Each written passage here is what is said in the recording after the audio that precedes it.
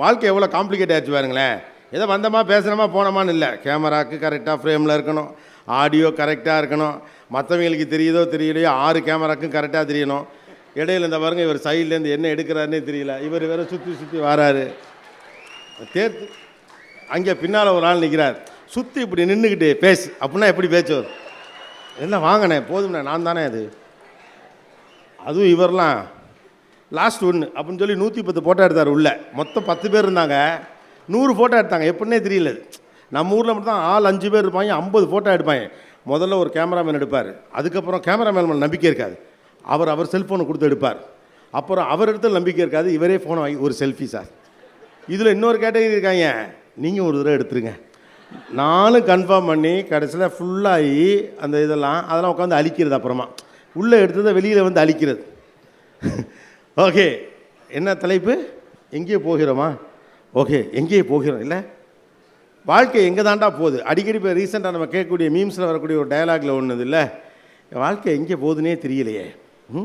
மற்றவனுக்கெலாம் அருமையாக இருக்குது வாழ்க்கை, நமக்கு மட்டும் எங்கே போகிறோம் என்ன செய்கிறோம்னே தெரியலையே அப்படின்னு வடிவேல் சொல்லக்கூடிய ஒரு மீமை அடிக்கடி எடுத்துகிட்டே இருக்கும். யங்ஸ்டர்ஸ்லாம் என்ன சொல்லுவாங்க, என்னடா வாழ்க்கை, என்ன வாழ்க்கைடாது அப்படின்னு ஒரு டயலாக் இல்லையா.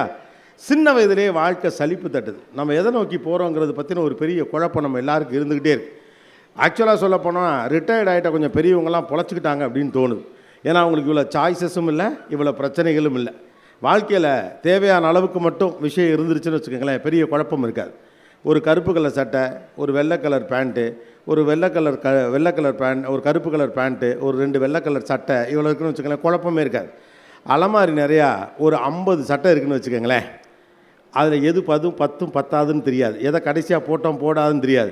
கடைசியில் சம்மந்தமே இல்லாமல் கை மடிக்கிற இடத்துல ஒரு கலரும் மேலே போட்டிருக்கப்போ ப்ளூ மாதிரி ஒரு சட்டையை எடுத்து போட்டுக்கிட்டு மடித்து வச்சுருக்கையில் இந்த கலர் தெரியலை, பிரித்து பார்த்தோம்னா இந்த இடத்துல கலர் தெரியுது, கடைசியாக ஒரே ஒரு சட்டை தான் என்கிட்ட பொட்டியிலே இருக்குது. அப்போ வாழ்க்கையில் when there are more choices, இந்த தலைமுறையில் இருக்கக்கூடிய பெரிய பிரச்சனை நம்ம லைஃப் எங்கே நோக்கி போகுதுங்கிற குழப்பம் நமக்கு வர்றதுக்கான காரணம் என்னன்னா, வாய்ப்புகள் அதிகம் இருக்குது.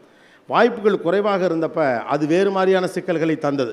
தனக்கு பிடித்த ஒன்றை தேர்வு செய்து கொள்ளக்கூடிய சாத்தியக்கூறுகள் இல்லாத ஒரு காலகட்டம் கொஞ்சம் சங்கடமான காலகட்டம். ஆனால் குறைஞ்சபட்சம் நிம்மதியாக இருந்துச்சு. ஒருத்தர் பெருசாக குழப்பிட்டுலாம் போயிட மாட்டான், ரைட்டு தானே. 4 பேர் கருப்பு பேண்ட்டு போட்டு வருவாங்க, 4 பேர் வெள்ளை பேண்ட்டு போட்டு வருவாங்க. பிரச்சனை ப்ரௌன் கலரில் ஒரு பேண்ட் வச்சுருப்பாங்க, 2 செருப்பு வச்சுருப்பாங்க, முடிஞ்சு போச்சு. இப்போல்லாம் பார்த்தீங்கன்னு வச்சுங்களேன், நம்ம கட்டிட்டு போகிற அதே புடவையை எதிர்த்தாப்பில் யாராவது கட்டிகிட்டு இருந்தால் ஒரு அம்மா வீட்டுக்கு போயிடுது திரும்ப. ஏன் அப்படின்னா, இல்லை நான் கட்டிட்டு வந்தது அவளும் கட்டிட்டு வந்துட்டா. ஒரு கடையில் குறைஞ்சபட்சம் 10 சேலையாக இருக்கும், 10 பேர் கட்டியிருக்க மாட்டாங்களா? இல்லை அவங்க ஏதோ ஒரு ஊரில் யாரோ கட்டியிருந்தா பரவாயில்ல. அப்போ நமக்கு நம்ம ரொம்ப எக்ஸ்க்ளூசிவாக இருக்கணும், நம்ம ஸ்பெஷலாக இருக்கணும், நம்ம பெஸ்ட் ஆஃப் த பீப்புளாக இருக்கணும் அப்படின்னு நம்ம நினைக்கிறோம். நாம் மட்டும் இல்லை, நம்முடைய பிள்ளைகள் பெஸ்ட்டாக இருக்கணும், நம்முடைய கணவர் பெஸ்ட்டானவராக இருக்கணும், மனைவி பெஸ்ட்டானவங்களாக இருக்கணும், நண்பர்கள் பெஸ்ட்டானவங்களாக இருக்கணும்னு சொல்லிட்டு ஒரு பர்ஃபெக்டான லைஃப்பை நோக்கி நம்ம நகர்றப்ப என்ன சிக்கல் வந்துடுது அப்படின்னா, நம்ம போகிற டைரக்ஷன் சரியாக தப்பா அப்படின்னு ஒரு பெரிய குழப்பம் வந்துடும். இது ஒரு பக்கம். இன்னொரு பக்கம், எவ்வளோ கஷ்டப்படுறேன்னா, மற்றவெல்லாம் படுற கஷ்டத்தை விட பெரும் கஷ்டப்படுறேன். ஆஃபீஸில் கஷ்டப்படுறேன், இல்லை ஏதோ ஒரு நிறுவனம் வச்சுருக்கலாம், இல்லை சின்னதாக ஒரு கடை வச்சுருக்கலாம், அவ்வளோ கஷ்டப்படுறேன், கடுமையாக உழைக்கிறேன், மற்ற எல்லோரையுடைய பெரிய ஆளாக நான் வந்திருக்கணும், ஆனால் நான் வரலை. இந்த வருத்தம் எவ்வளோ பேருக்கு இருக்குது. என் உழைப்புக்கேற்ற உயரத்தை நான் தொடவில்லை, எனக்கு மட்டும் என் கடவுளை இப்படி நடக்குதுன்னு போய் வேண்டவங்களாம் எவ்வளோ பேர். சும்மா கூச்சப்படாமல் கை தூக்குங்க. ஒரு ஆள் 2 கையும் தூக்கிட்டாப்புல, நானும் தூக்கிடுறேன். அப்போ எல்லோருக்கும் என்ன தோணுது அப்படின்னு கேட்டோம்னா, நான் சரியாக உழைத்து கொண்டு இருக்கேன், ஆனால் என் வாழ்க்கையை சரியான பாதையில் போக மாட்டேங்க அப்படின்னு. சில பேர்லாம் பார்க்குறோம், திடீர்னு நேற்று வந்த மாதிரி இருக்காங்க, பொசுக்குன்னு மேலே வந்துடுறாங்க, காண்டாகுது. கூடவே இருந்தான், கூட இருந்த குமார் மாதிரி அவனுக்கு ஒன்றுமே தெரியும். பாஸ் 10th நான் தான் பாஸ் அவனுக்கு சொல்லி கொடுத்தேன், என்னால் அவன் பாஸ் ஆனான். பார்த்தா அவன் எனக்கு முன்னால் அப்பாயின்மெண்ட் ஆர்டரோட எங்கிட்டே வந்து நிற்கிறான். அவங்ககிட்ட பைக் வாங்கி ஓசியில் போகிறப்பெல்லாம் எனக்கு வதக்குன்றது. வண்டியை விட்டு நம்ம குதிச்சுருவோம், அவனால் வண்டி மட்டுமாவது அடிபடட்டுன்னு அவன் மேலே அவ்வளோ ஆத்திரம் வரும். எல்லோருக்கும் வாழ்க்கை எளிதாக நடந்து விடுகிறது, என் வாழ்க்கை மட்டும் எப்பொழுதும் சிரமத்தோடு இருக்கிறதுங்கிற ஒரு கவலையும் ஆத்திரமும் நமக்குள்ளே இருந்துக்கிட்டே இருக்குது. ஆக்சுவலாக சொல்லப்போனால் எல்லோருக்கும் திறமை இருக்கல, ஏன் சில பேர் மட்டும் ஜெயிக்கிறான்? அதிர்ஷ்டம் இல்லையா? முற்பிணை என்னது, முற்பிறவியில் செய்த பயன். இல்லை அவங்க அம்மா அப்பா காசு வச்சுருக்காங்க, இல்லை அரசியலில் ஆள் இருக்குது, இன்ஃப்ளூயன்ஸ் பண்ணுற ஆள் இருக்காங்க, ரெக்கமெண்டேஷனுக்கு ஆள் இருக்குது, அவனுக்கு ஒரு மொரட்டு ஜாதகம், இது இப்படி பல்வேறு காரணங்களை சொல்லலாம் இல்லையா? நாம ஏன் நடக்கலை, நமக்கு ஏன் தோற்று போகிறோம்? அவனை விட நல்லா உழைக்கக்கூடிய ஆள், அவரை விட நன்றாக படிக்கக்கூடிய ஆள், அவரை விட சரியாக செயல்பட்டு கொண்டிருக்கூடிய ஒரு ஆள், நம்ம அவர் அளவுக்கு வர முடியல. ஏன்? நமக்கு பிறக்கும் போதே ஜாதகம் சரியில்லை, தலையில் எடுத்தோடனே தப்பாக எழுதிட்டாங்க. நம்ம குடும்பத்தில் நமக்குன்னு எவனும் ஒத்துழைக்கிறதுக்கு ஆளே இல்லை, ஊரே நம்மளை பாராட்டினாலும் வீடு மட்டும் காரி துப்பிக்கிட்டே இருக்கு. நம்ம ஒரு அதிர்ஷ்டக்கட்டை, ஜான் போலாம் மொளை சறுக்கும், நமக்கு ஒன்றும் ஒழுங்காக நடந்ததே கிடையாது. ஒரு மொக்க படத்துக்கு கூட நமக்கு FDFS டிக்கெட் கிடைக்காது. அதான் நம்ம காரணம். இதெல்லாம் நம்ம சமாதானப்படுத்திக் கொள்வதற்கான காரணம். there is something called well directed intelligence அப்படின்னு ஆங்கிலத்தில் ஒரு விஷயம் சொல்கிறாங்க. What is called well directed intelligence? எல்லோருக்கும் அறிவு இருக்குது, எல்லாருக்கும் திறமை இருக்குது இல்லையா? ஒரு காலகட்டத்தில் 10க்கு ஒரு பையன் திறமசாலியாக இருந்தான், 100க்கு ஒரு பையன் திறமசாலியாக இருந்தான், 10க்கு ஒரு பொண்ணு திறமசாலியாக இருந்தான். இன்றைக்கி அப்படியா இருக்குது? பூரா பையன் அநியாயத்துக்கு படிக்கிறாங்க. அவங்க படிக்கிற படிப்பெல்லாம் நம்ம காலத்தில் நம்மளை படிக்க சொல்லியிருந்தாங்கன்னா செத்து கஷ்டப்பட்டுருப்பான். அப்போல்லாம் 350 எடுத்தாலே ஓகேன்றவாங்க. 450 எடுத்தால் ஊரே கொண்டாடும். ஸ்டேட் ஃபஸ்ட்டாக 470 480 தான். 500க்கு 498 99 எடுக்கிறாங்க. தமிழ்லாம் 100க்கு 100 எடுக்கிறாங்க. எப்படி எடுக்கிறாங்கன்னு எனக்கு தெரியல. தமிழ்லாம் 100க்கு 100, இங்கிலீஷ்லாம் 100, 500க்கு 500லாம் அடித்து தூக்குறாங்க. அப்படி இருந்தும் கூட சில பேர் ஜெயிக்கிறான். ஏன் சில பேர் தோக்குறான் அப்படின்னா, தன்னுடைய திறனை சரியான பாதையில் செலுத்துகிறவன் தான் ஜெயிக்கிறான் அப்படின்னு சொல்கிறாங்க. திறன் எல்லார்கிட்டையுமே இருக்குது, ஆற்றல் எல்லார்கிட்டையுமே இருக்குது, டேலண்ட் எல்லார்கிட்டையுமே இருக்குது. ஆனால் ஒவ்வொருத்தரும் அந்த ஆற்றலை எனர்ஜி என்ன பண்ணுறான் அப்படிங்கிறதா கேள்வி. தன்னுடைய திறனை சரியான பாதையில் ஒருவர் செலுத்த முடிந்திருக்கிறது என்றால் அவர் சரியான இடத்தை சென்று அடைகிறார். கேப்பபிலிட்டி இருக்கக்கூடிய 2 பேரை நீங்கள் எடுத்துக்கோங்க. ஒரு குறிப்பிட்ட விஷயத்தை செய்வதற்கு தகுதியான 2 பேர். ஆனால் அந்த 2 பேரில் ஒருத்தன் ஜெயிக்கிறான், ஒருத்தன் தோக்குறான் அப்படின்னா 2 ஆப்ஷன் இருக்குது. ஒரே ஒரு இடம் தான் இருக்குது, அதில் ஒருத்தன் தான் அடைய முடியும். ஆனால் அந்த இடத்தை அடைவதற்கான அறிவு யாரிடம் இருக்கிறது? அறிவு எல்லோரிடம் இருக்கிறது. That's call well directed intelligence அப்படின்னு சொல்கிறாங்க. சரியான திசையில் செலுத்தப்படுகிற அறிவு. இன்றைக்கி அறிவோடு இருக்கிறது பெரிய விஷயமே கிடையாது. தன் அறிவை எந்த பாதையில் செலுத்த வேண்டும் என்ற புரிதல் யாருக்கு இருக்கிறதோ அவர்கள் தான் அந்த இலக்குகளை அடைகிறார்கள். தொடர்ச்சியாக கடினமாக நான் உழைச்சிக்கிட்டே இருக்கேன், நான் கஷ்டப்பட்டுக்கிட்டே இருக்கேன், யாருமே என்னை புரிஞ்சுக்கலைன்னா எவனும் உங்களெல்லாம் புரிஞ்சுக்கலாம் மாட்டான். அவங்கள புரிஞ்சுக்கிறதா எங்களுக்கு வேலை கிடையாது. எங்களே புரியலை, அவனுக்கு அவனே புரியலை. ஏன் இன்றைக்கி இப்படி நம்ம பிஹேவ் பண்ணிட்டோம்? அப்போ நம்மளை கண்ணாடியை பார்த்து காரி துப்புற லெவலில் இருக்குது நம்ம கண்டிஷன். இந்த கண்டிஷனில் அடுத்தவனெல்லாம் எப்படி புரிஞ்சுக்கிறது? அப்போ வெற்றி பெற்ற மனிதர்களை ஆராய்ந்து பார்க்கிற போது ஒரு விஷயம் தெளிவாக தெரியுது அப்படின்னு சொல்கிறாங்க. ஒன்று என்னென்னா, தெரிந்தே சில பேர் தன்னுடைய அறிவை சரியான பாதையில் செலுத்தியவர்களாக இருக்கிறார். இல்லைனா ஏதோ ஒரு வகையில் அவங்க அறிவு சரியான திசையில் செலுத்தப்பட்டிருக்கிறது. அதனால தான் அவங்க அந்த டெஸ்டினேஷன் நோக்கி சரியாக போகிறாங்க. ஒரு கடை வச்சுருக்கீங்க, இல்லை பிஸ்னஸ் பண்ணுறீங்க, படிக்கிறீங்க, என்னமோ பண்ணிட்டு போங்க, அடிக்கடி நீங்கள் செய்வதை மானிட்டர் செய்யுங்கள் அப்படின்னு சொல்கிறான். நான் சரியான பாதையில் சென்று கொண்டு இருக்கிறேனா? என்னுடைய நீண்ட கால இலக்கை நோக்கி தான் என்னுடைய பயணம் இருந்து கொண்டு இருக்கிறதா? தொடர்ச்சியாக நான் பண்ணுற வேலையை பண்ணிக்கிட்டே இருக்கேன், கஷ்டப்பட்டுக்கிட்டே இருக்கேன், ஆனால் ஒன்றும் நடக்கவே இல்லை, நேற்று வந்தவங்களாம் அப்படின்னு புலம்புறது எல்லாத்தையும் விட்டுவிட்டு மற்றவர்களை அதிகம் கவனிப்பதை நிறுத்திவிட்டு நீங்கள் செய்யக்கூடிய வேலை சரியானதாகத்தான் இருக்கிறதா? ஒரு 10,000த்தில் 10 லட்சத்தில் கடையை ஆரம்பித்தோம், இத்தனை வருஷத்தில் இவ்வளோ தூரம் வந்திருக்கணும், நான் செய்கிற வேலை டே பை டே உட்காந்து அதை நீங்கள் ரிவைஸ் பண்ணியிருக்கீங்களா அப்படின்னு பாருங்கள். அப்படி பார்க்கிற போது உங்கள் அறிவு சரியான திசையில் செலுத்தப்படுகிறதா என்பது நமக்கு தெரியும் அப்படின்னு. ஆனால் இந்த ஆற்றலை எல்லாம் நம்மளை சரி பண்ணுறதுக்கோ நம்மளை டிசைன் பண்ணுறதுக்கோ நம்ம யூஸ் பண்ணுறதே கிடையாது. அவனுக்கு மட்டும் இப்படி ஒர்க் அவுட் ஆச்சு, நமக்கு ஏன் ஒர்க் அவுட் ஆகலை? இந்த கவலையிலே பாதி போயிடுது இல்லையா? நமக்கு சில பேரை பார்க்குறப்ப அப்படி தோணும், சில அரசியல்வாதிகளை பார்க்குறப்ப தோணும், நேற்று வரைக்கும் சாதாரண ஆளாக இருந்தால் இன்றைக்கி பெரிய ஆளாயிட்டார் அப்படின்னு தோணும். ஒரு சில நடிகர்களை பார்க்குறப்ப தோணும், நேற்று வரைக்கும் சாதாரண ஆளாக இருந்தால் திடீர்னு பார்த்தா பெரிய ஸ்டார் ஆகிட்டார் அப்படின்னு தோணும். சில வியாபாரிகளை நீங்கள் பார்த்தீங்கன்னா தோணும், என்னங்க எங்கள் கூட தாங்க சுற்றிட்டு இருந்தான், அந்த தேரடி முக்கத்தில் தான் டீ குடிச்சிக்கிட்டு இருப்பான், ஒரு பழைய சைக்கிள், அவன் அண்ணன் 4 கிளாஸ்மேட், இன்றைக்கி பார்த்தா அவ்வளோ பெரிய ஆளாயிட்டான் அப்படின்னு ஒருத்தரை பற்றி சொல்லுவோம். அப்படி யாரும் ஆளாவது கிடையாது. நம்முடைய பார்வைக்கு அப்படி படுகிறதே ஒழிய எல்லோருமே அதற்கான உழைப்பை ஏதோ ஒரு இடத்துல கொடுத்து அந்த வெல் டைரக்டட் இன்டெலிஜென்ஸுங்கிறத தெரிந்தோ தெரியாமலோ பிடிச்சி மேலே வந்தவங்க தான். நீங்கள் சொல்கிறீங்களா, நேற்று வரைக்கும் அரசியலில் சாதாரணமாக இருந்தார், அல்லது நம்ம ஏரியாவில் தான் இருந்தார், பாருங்கள் திடீர்னு எம்எல்ஏ ஆகிட்டார் அப்படி நீங்கள் நினைக்கிறவர் டப்புலாம் எம்எல்ஏ ஆகிருக்க மாட்டார். அவர் சின்னதாக அதற்கான வேலைகளை தொடர்ச்சியாக செய்து கொண்டே இருந்திருப்பார். ஒரு தலைவர் வருகிற போது கூட போய் இருந்திருப்பார், நல்லது கட்டத்தில் கலந்துக்கிட்டு இருந்திருப்பார், அடுத்தடுத்துன்னு செஞ்சுக்கிட்டு. நீங்கள் அப்போலாம் அவரை கவனிச்சிருக்க மாட்டீங்க. நம்ம எப்போ மனுஷனை கவனிக்கிறோம் அப்படின்னு கேட்டிங்கன்னா, அவன் ஜெயித்த பிறகு கவனிச்சு விட்டு திடீர்னு ஜெயிச்சு விட்டான் அப்படின்னு நினைக்கிறோம். கிடையாது. அவன் ஜெயித்த பிறகு நீங்கள் கவனிச்சிங்கன்னா அப்படி தான் தெரியும். எங்கிட்டலாம் சில பேர் வந்து கேட்பாங்க, மீடியாவில் வரணும்னு ஆசைப்படக்கூடியங்க சார், உங்களை மாதிரி கோட் போட்டுக்கிட்டு டிவியில் வரணும், அந்த கோட்டை போட நான் பட்ட பாடு எனக்கு தான் தெரியும் இல்லையா? கல்யாணம் சொன்னார், அவரை பார்த்து தான் கல்யாணத்திற்கு எல்லோருமே கோட் போட்டார்கள். உங்களுக்கு ஒரு தகவல், நான் என் கல்யாணத்துக்கு கோட்டே போடல, நான் ஷூட்டுக்கு மட்டும்தான் போட்டேன். அப்போது மனுஷன் ஜெயித்த பிறகு அவனை பார்த்து நம்ம நினைக்கிறோம், பட்டு நம்ம ஜெயிச்சிட்டான் அப்படின்னு நினைக்கிறோம். அப்போ நம்ம தோல்வி அடைந்தது போல் தோணுது. அடுத்தவன் பட்டுன்னு ஜெயிச்சு விட்டான்னு நினைக்கிறப்ப தான் நம்ம மெதுவாக வளர்ந்துக்கிட்டு இருக்கோம், சீக்கிரமாக என்ன வளரலை அப்படின்னு தோணுது. அவரை நீங்கள் கவனிச்சிருந்தீங்கன்னா 10 வருஷத்துக்கு முன்னால் நியூஸ் பேப்பரில் பின்னால் நின்றுப்பார், அடுத்த ஊரில் ஒரு போராட்டம் பண்ணியிருப்பார், போலியோ சொட்டு மருந்து முகாம் அப்போ பிள்ளையெல்லாம் தூக்கி கொண்டு போயிட்டு ஊசி போட்டிருப்பார், மருந்து கொடுத்துருப்பார், ஏதோ செஞ்சுருப்பார், ஒரு ஆக்சிடென்ட்னா ஆபத்துக்கு அவசரத்துக்கு ஓடி இருப்பார், மக்களுக்கு பிரச்சனை வந்தப்போ மாத்திரை வாங்கி கொடுத்துருப்பார், ஏதோ ஒன்று செஞ்சுக்கிட்டே தான் இருந்திருப்பார். அவர் தான் மேலே வந்திருப்பார். அதே போல் தான் நடிகரும். நீங்கள் திடீர்னு ஒரு நாளாக வந்திருக்க மாட்டாங்க. 10 வருஷத்துக்கு முன்னால் ஒரு ஷார்ட்டில் கடைசியில் இருந்தாலும் நின்றுக்கிட்டு இருந்தது, அப்போ நீங்கள் கவனிச்சிருக்க மாட்டீங்க. மனிதர்கள் வெற்றியடைந்த பிறகு அவர்களை கவனித்து ஏங்கி போகாதீர்கள். அந்த மனிதன் அந்த வெற்றியை அடைவதற்கு எவ்வளவு உழைப்பை கொடுத்துருக்கிறான், என்ன செய்திருக்கிறான்னு எப்போ பொறுமையாக நமக்கு கவனிக்க நம்பிக்கை வருதோ அன்றைக்கி நம்ம பாதி ஜெயிச்சிட்டதா அர்த்தம். அன்றைக்கே நம்ம பாதி ஜெயிச்சுட்டு தான் அர்த்தம். ஆனால் பார்க்க நமக்கு இப்போ எண்ணம் இல்லை. நமக்கெல்லாம் என்ன வருதுன்னா, பட்டுன்னு ஜெயிச்சவன மாதிரி அவனை மாதிரியே வந்துடும், பொசுக்குன்னு வந்துடும். ஒரு நைட்டு தூங்கி இருந்துச்சோன்னே காலையில் சரியாயிடும். இந்த சிகப்பு பூச்சி முகப்பெல்லாம் போடுவாங்கள்ல, அந்த என்னது சிகப்பு அழகாக்கும் க்ரீம், அதெல்லாம் போடுறது. இன்றைக்கி நைட்டு போட்டால் நாளைக்கு காலையில் எழுந்திரிச்சு கண்ணாடி உடனே பார்க்க சிவப்பாயிட்டமா இல்லையா? கருப்பானதுக்கு 10 வருஷம் ஆச்சுல, அப்போ சிவப்பாகவும் 10 வருஷம் ஆகுமா ஆகாதா? சிவப்பாக இருந்தாலும் கொஞ்சம் கொஞ்சமாக வெயிலில் திரிஞ்சு கொண்டு சரியாக மூஞ்சி கிஞ்சிலாம் கழுகாமல் அப்படி இருந்து உடம்பை கவனிச்சிக்காமல் மூஞ்சி கருப்பாகி போனதுக்கு 10 வருஷம் ஆச்சு. ஆனால் 10 நாளில் மூஞ்சி மறுபடியும் சிவப்பாக இருந்தால் எப்படி ஆகும்? ஆனால் நம்பிக்கையோடு டெய்லி போடுறாங்க. எனக்கு தெரிஞ்சு எங்கள் சித்திலாம் 35 வருஷமாக போடுது, இன்னும் அது அப்படியே தான் இருக்குது. அது ஒரு கருத்து வேறு சொல்லுது. என்ன சித்தி 35 வருஷமாக போகிறேன், நீ ஒன்றும் சிவப்பான மாதிரியே தெரியுது. இல்லைடா தம்பி, இதே கலரில் நான் இருக்கல, அதுக்கு காரணமே இதுதான் அப்படிங்கிறாங்க அவங்க. அதே கலரை அவங்க மெயின்டைன் பண்ணுறதுக்கே அதுதான் காரணம் அப்படின்னு நினைக்கிறாங்க. மனிதர்களின் வெற்றி பிம்பங்களை கவனித்தார்கள். அவர்கள் எப்படி வெற்றி அடைந்தார்கள் என்று கவனிங்க. ஒருவன் வெற்றி பெற்றானா அவன் மேலே கோபப்படுறது, பொறாமப்படுறது, ஆத்திரப்படுறதெல்லாம் விட்டுட்டு அவன்கிட்ட ஏதோ ஒரு ஃபார்முலா இருக்குது, அவன்கிட்ட போட்டி போட ட்ரை பண்ணாதீங்க. உங்களை தாண்டி ஒருவன் வெற்றி பெற்றிருக்கிறான் என்றால் அவன் எப்படி வெற்றி பெற்றான், அவன் செய்த சூத்திரம் என்ன, அவள் செய்த ஃபார்மெட் என்ன, அவங்க எந்த வகையில் அதை செஞ்சுருக்காங்கிறத கற்றுக்கிறதுக்கு முதல்ல நான் ஈகோயிஸ்டிக்காக நம்ம மனசு தயாராக இருக்கும் அப்படின்னு வச்சுக்கோங்களேன். நம்ம ஆட்டோமேட்டிக்காக அடுத்த இடத்த நோக்கி போயிடலாம். லைஃப் எங்கே போகுது நமக்கு ஓரளவுக்கு புரிய ஆரம்பிச்சிடும். லைஃப்பில் அடுத்து நம்ம எங்கே போகிறோம் நமக்கு தெரியாமல் இருக்கிறதுக்கான இன்னொரு காரணம், அடுத்தவன் விஷயத்தை சம்மந்தமே இல்லாமல் காது கொடுத்து கேட்குறது. லாஜிக்கே இருக்காது. உங்களுடைய தரம் என்ன, உங்களுடைய திறமை என்ன, உங்களுக்கு என்ன புத்திசாலித்தனம் இருக்குங்கிறதெல்லாம் உங்களுக்கு தான் தெரியும். ரைட்டா?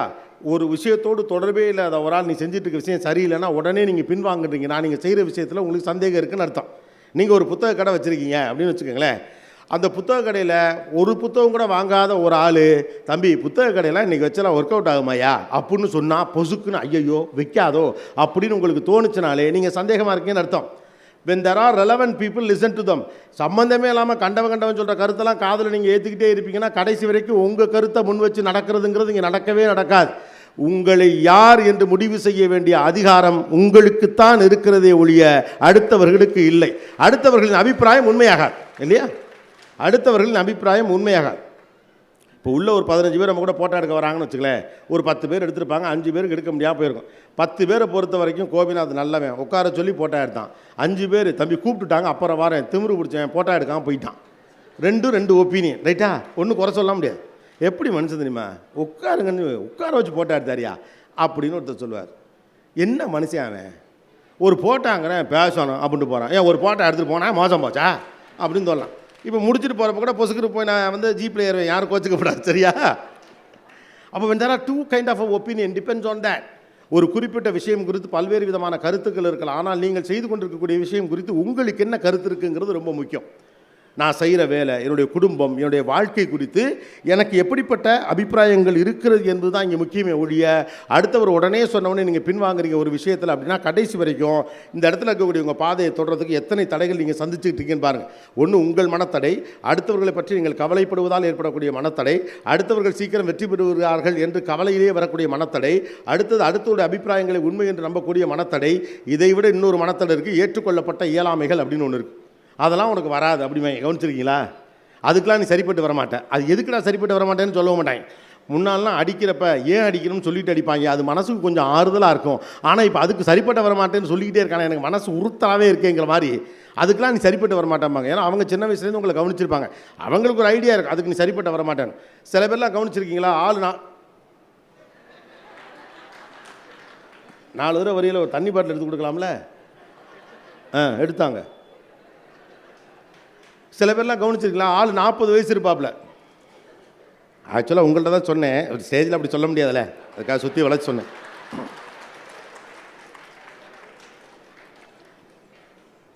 ஒரு 40-45 வயசில் 2 கார் வச்சுருப்பாப்புல, பைக்கெல்லாம் ஓட்டுவாப்புல. ஆனால் சைக்கிள் மட்டும் ஓட்ட மாட்டாப்புல. சில பேர் பார்த்துருக்கீங்களா?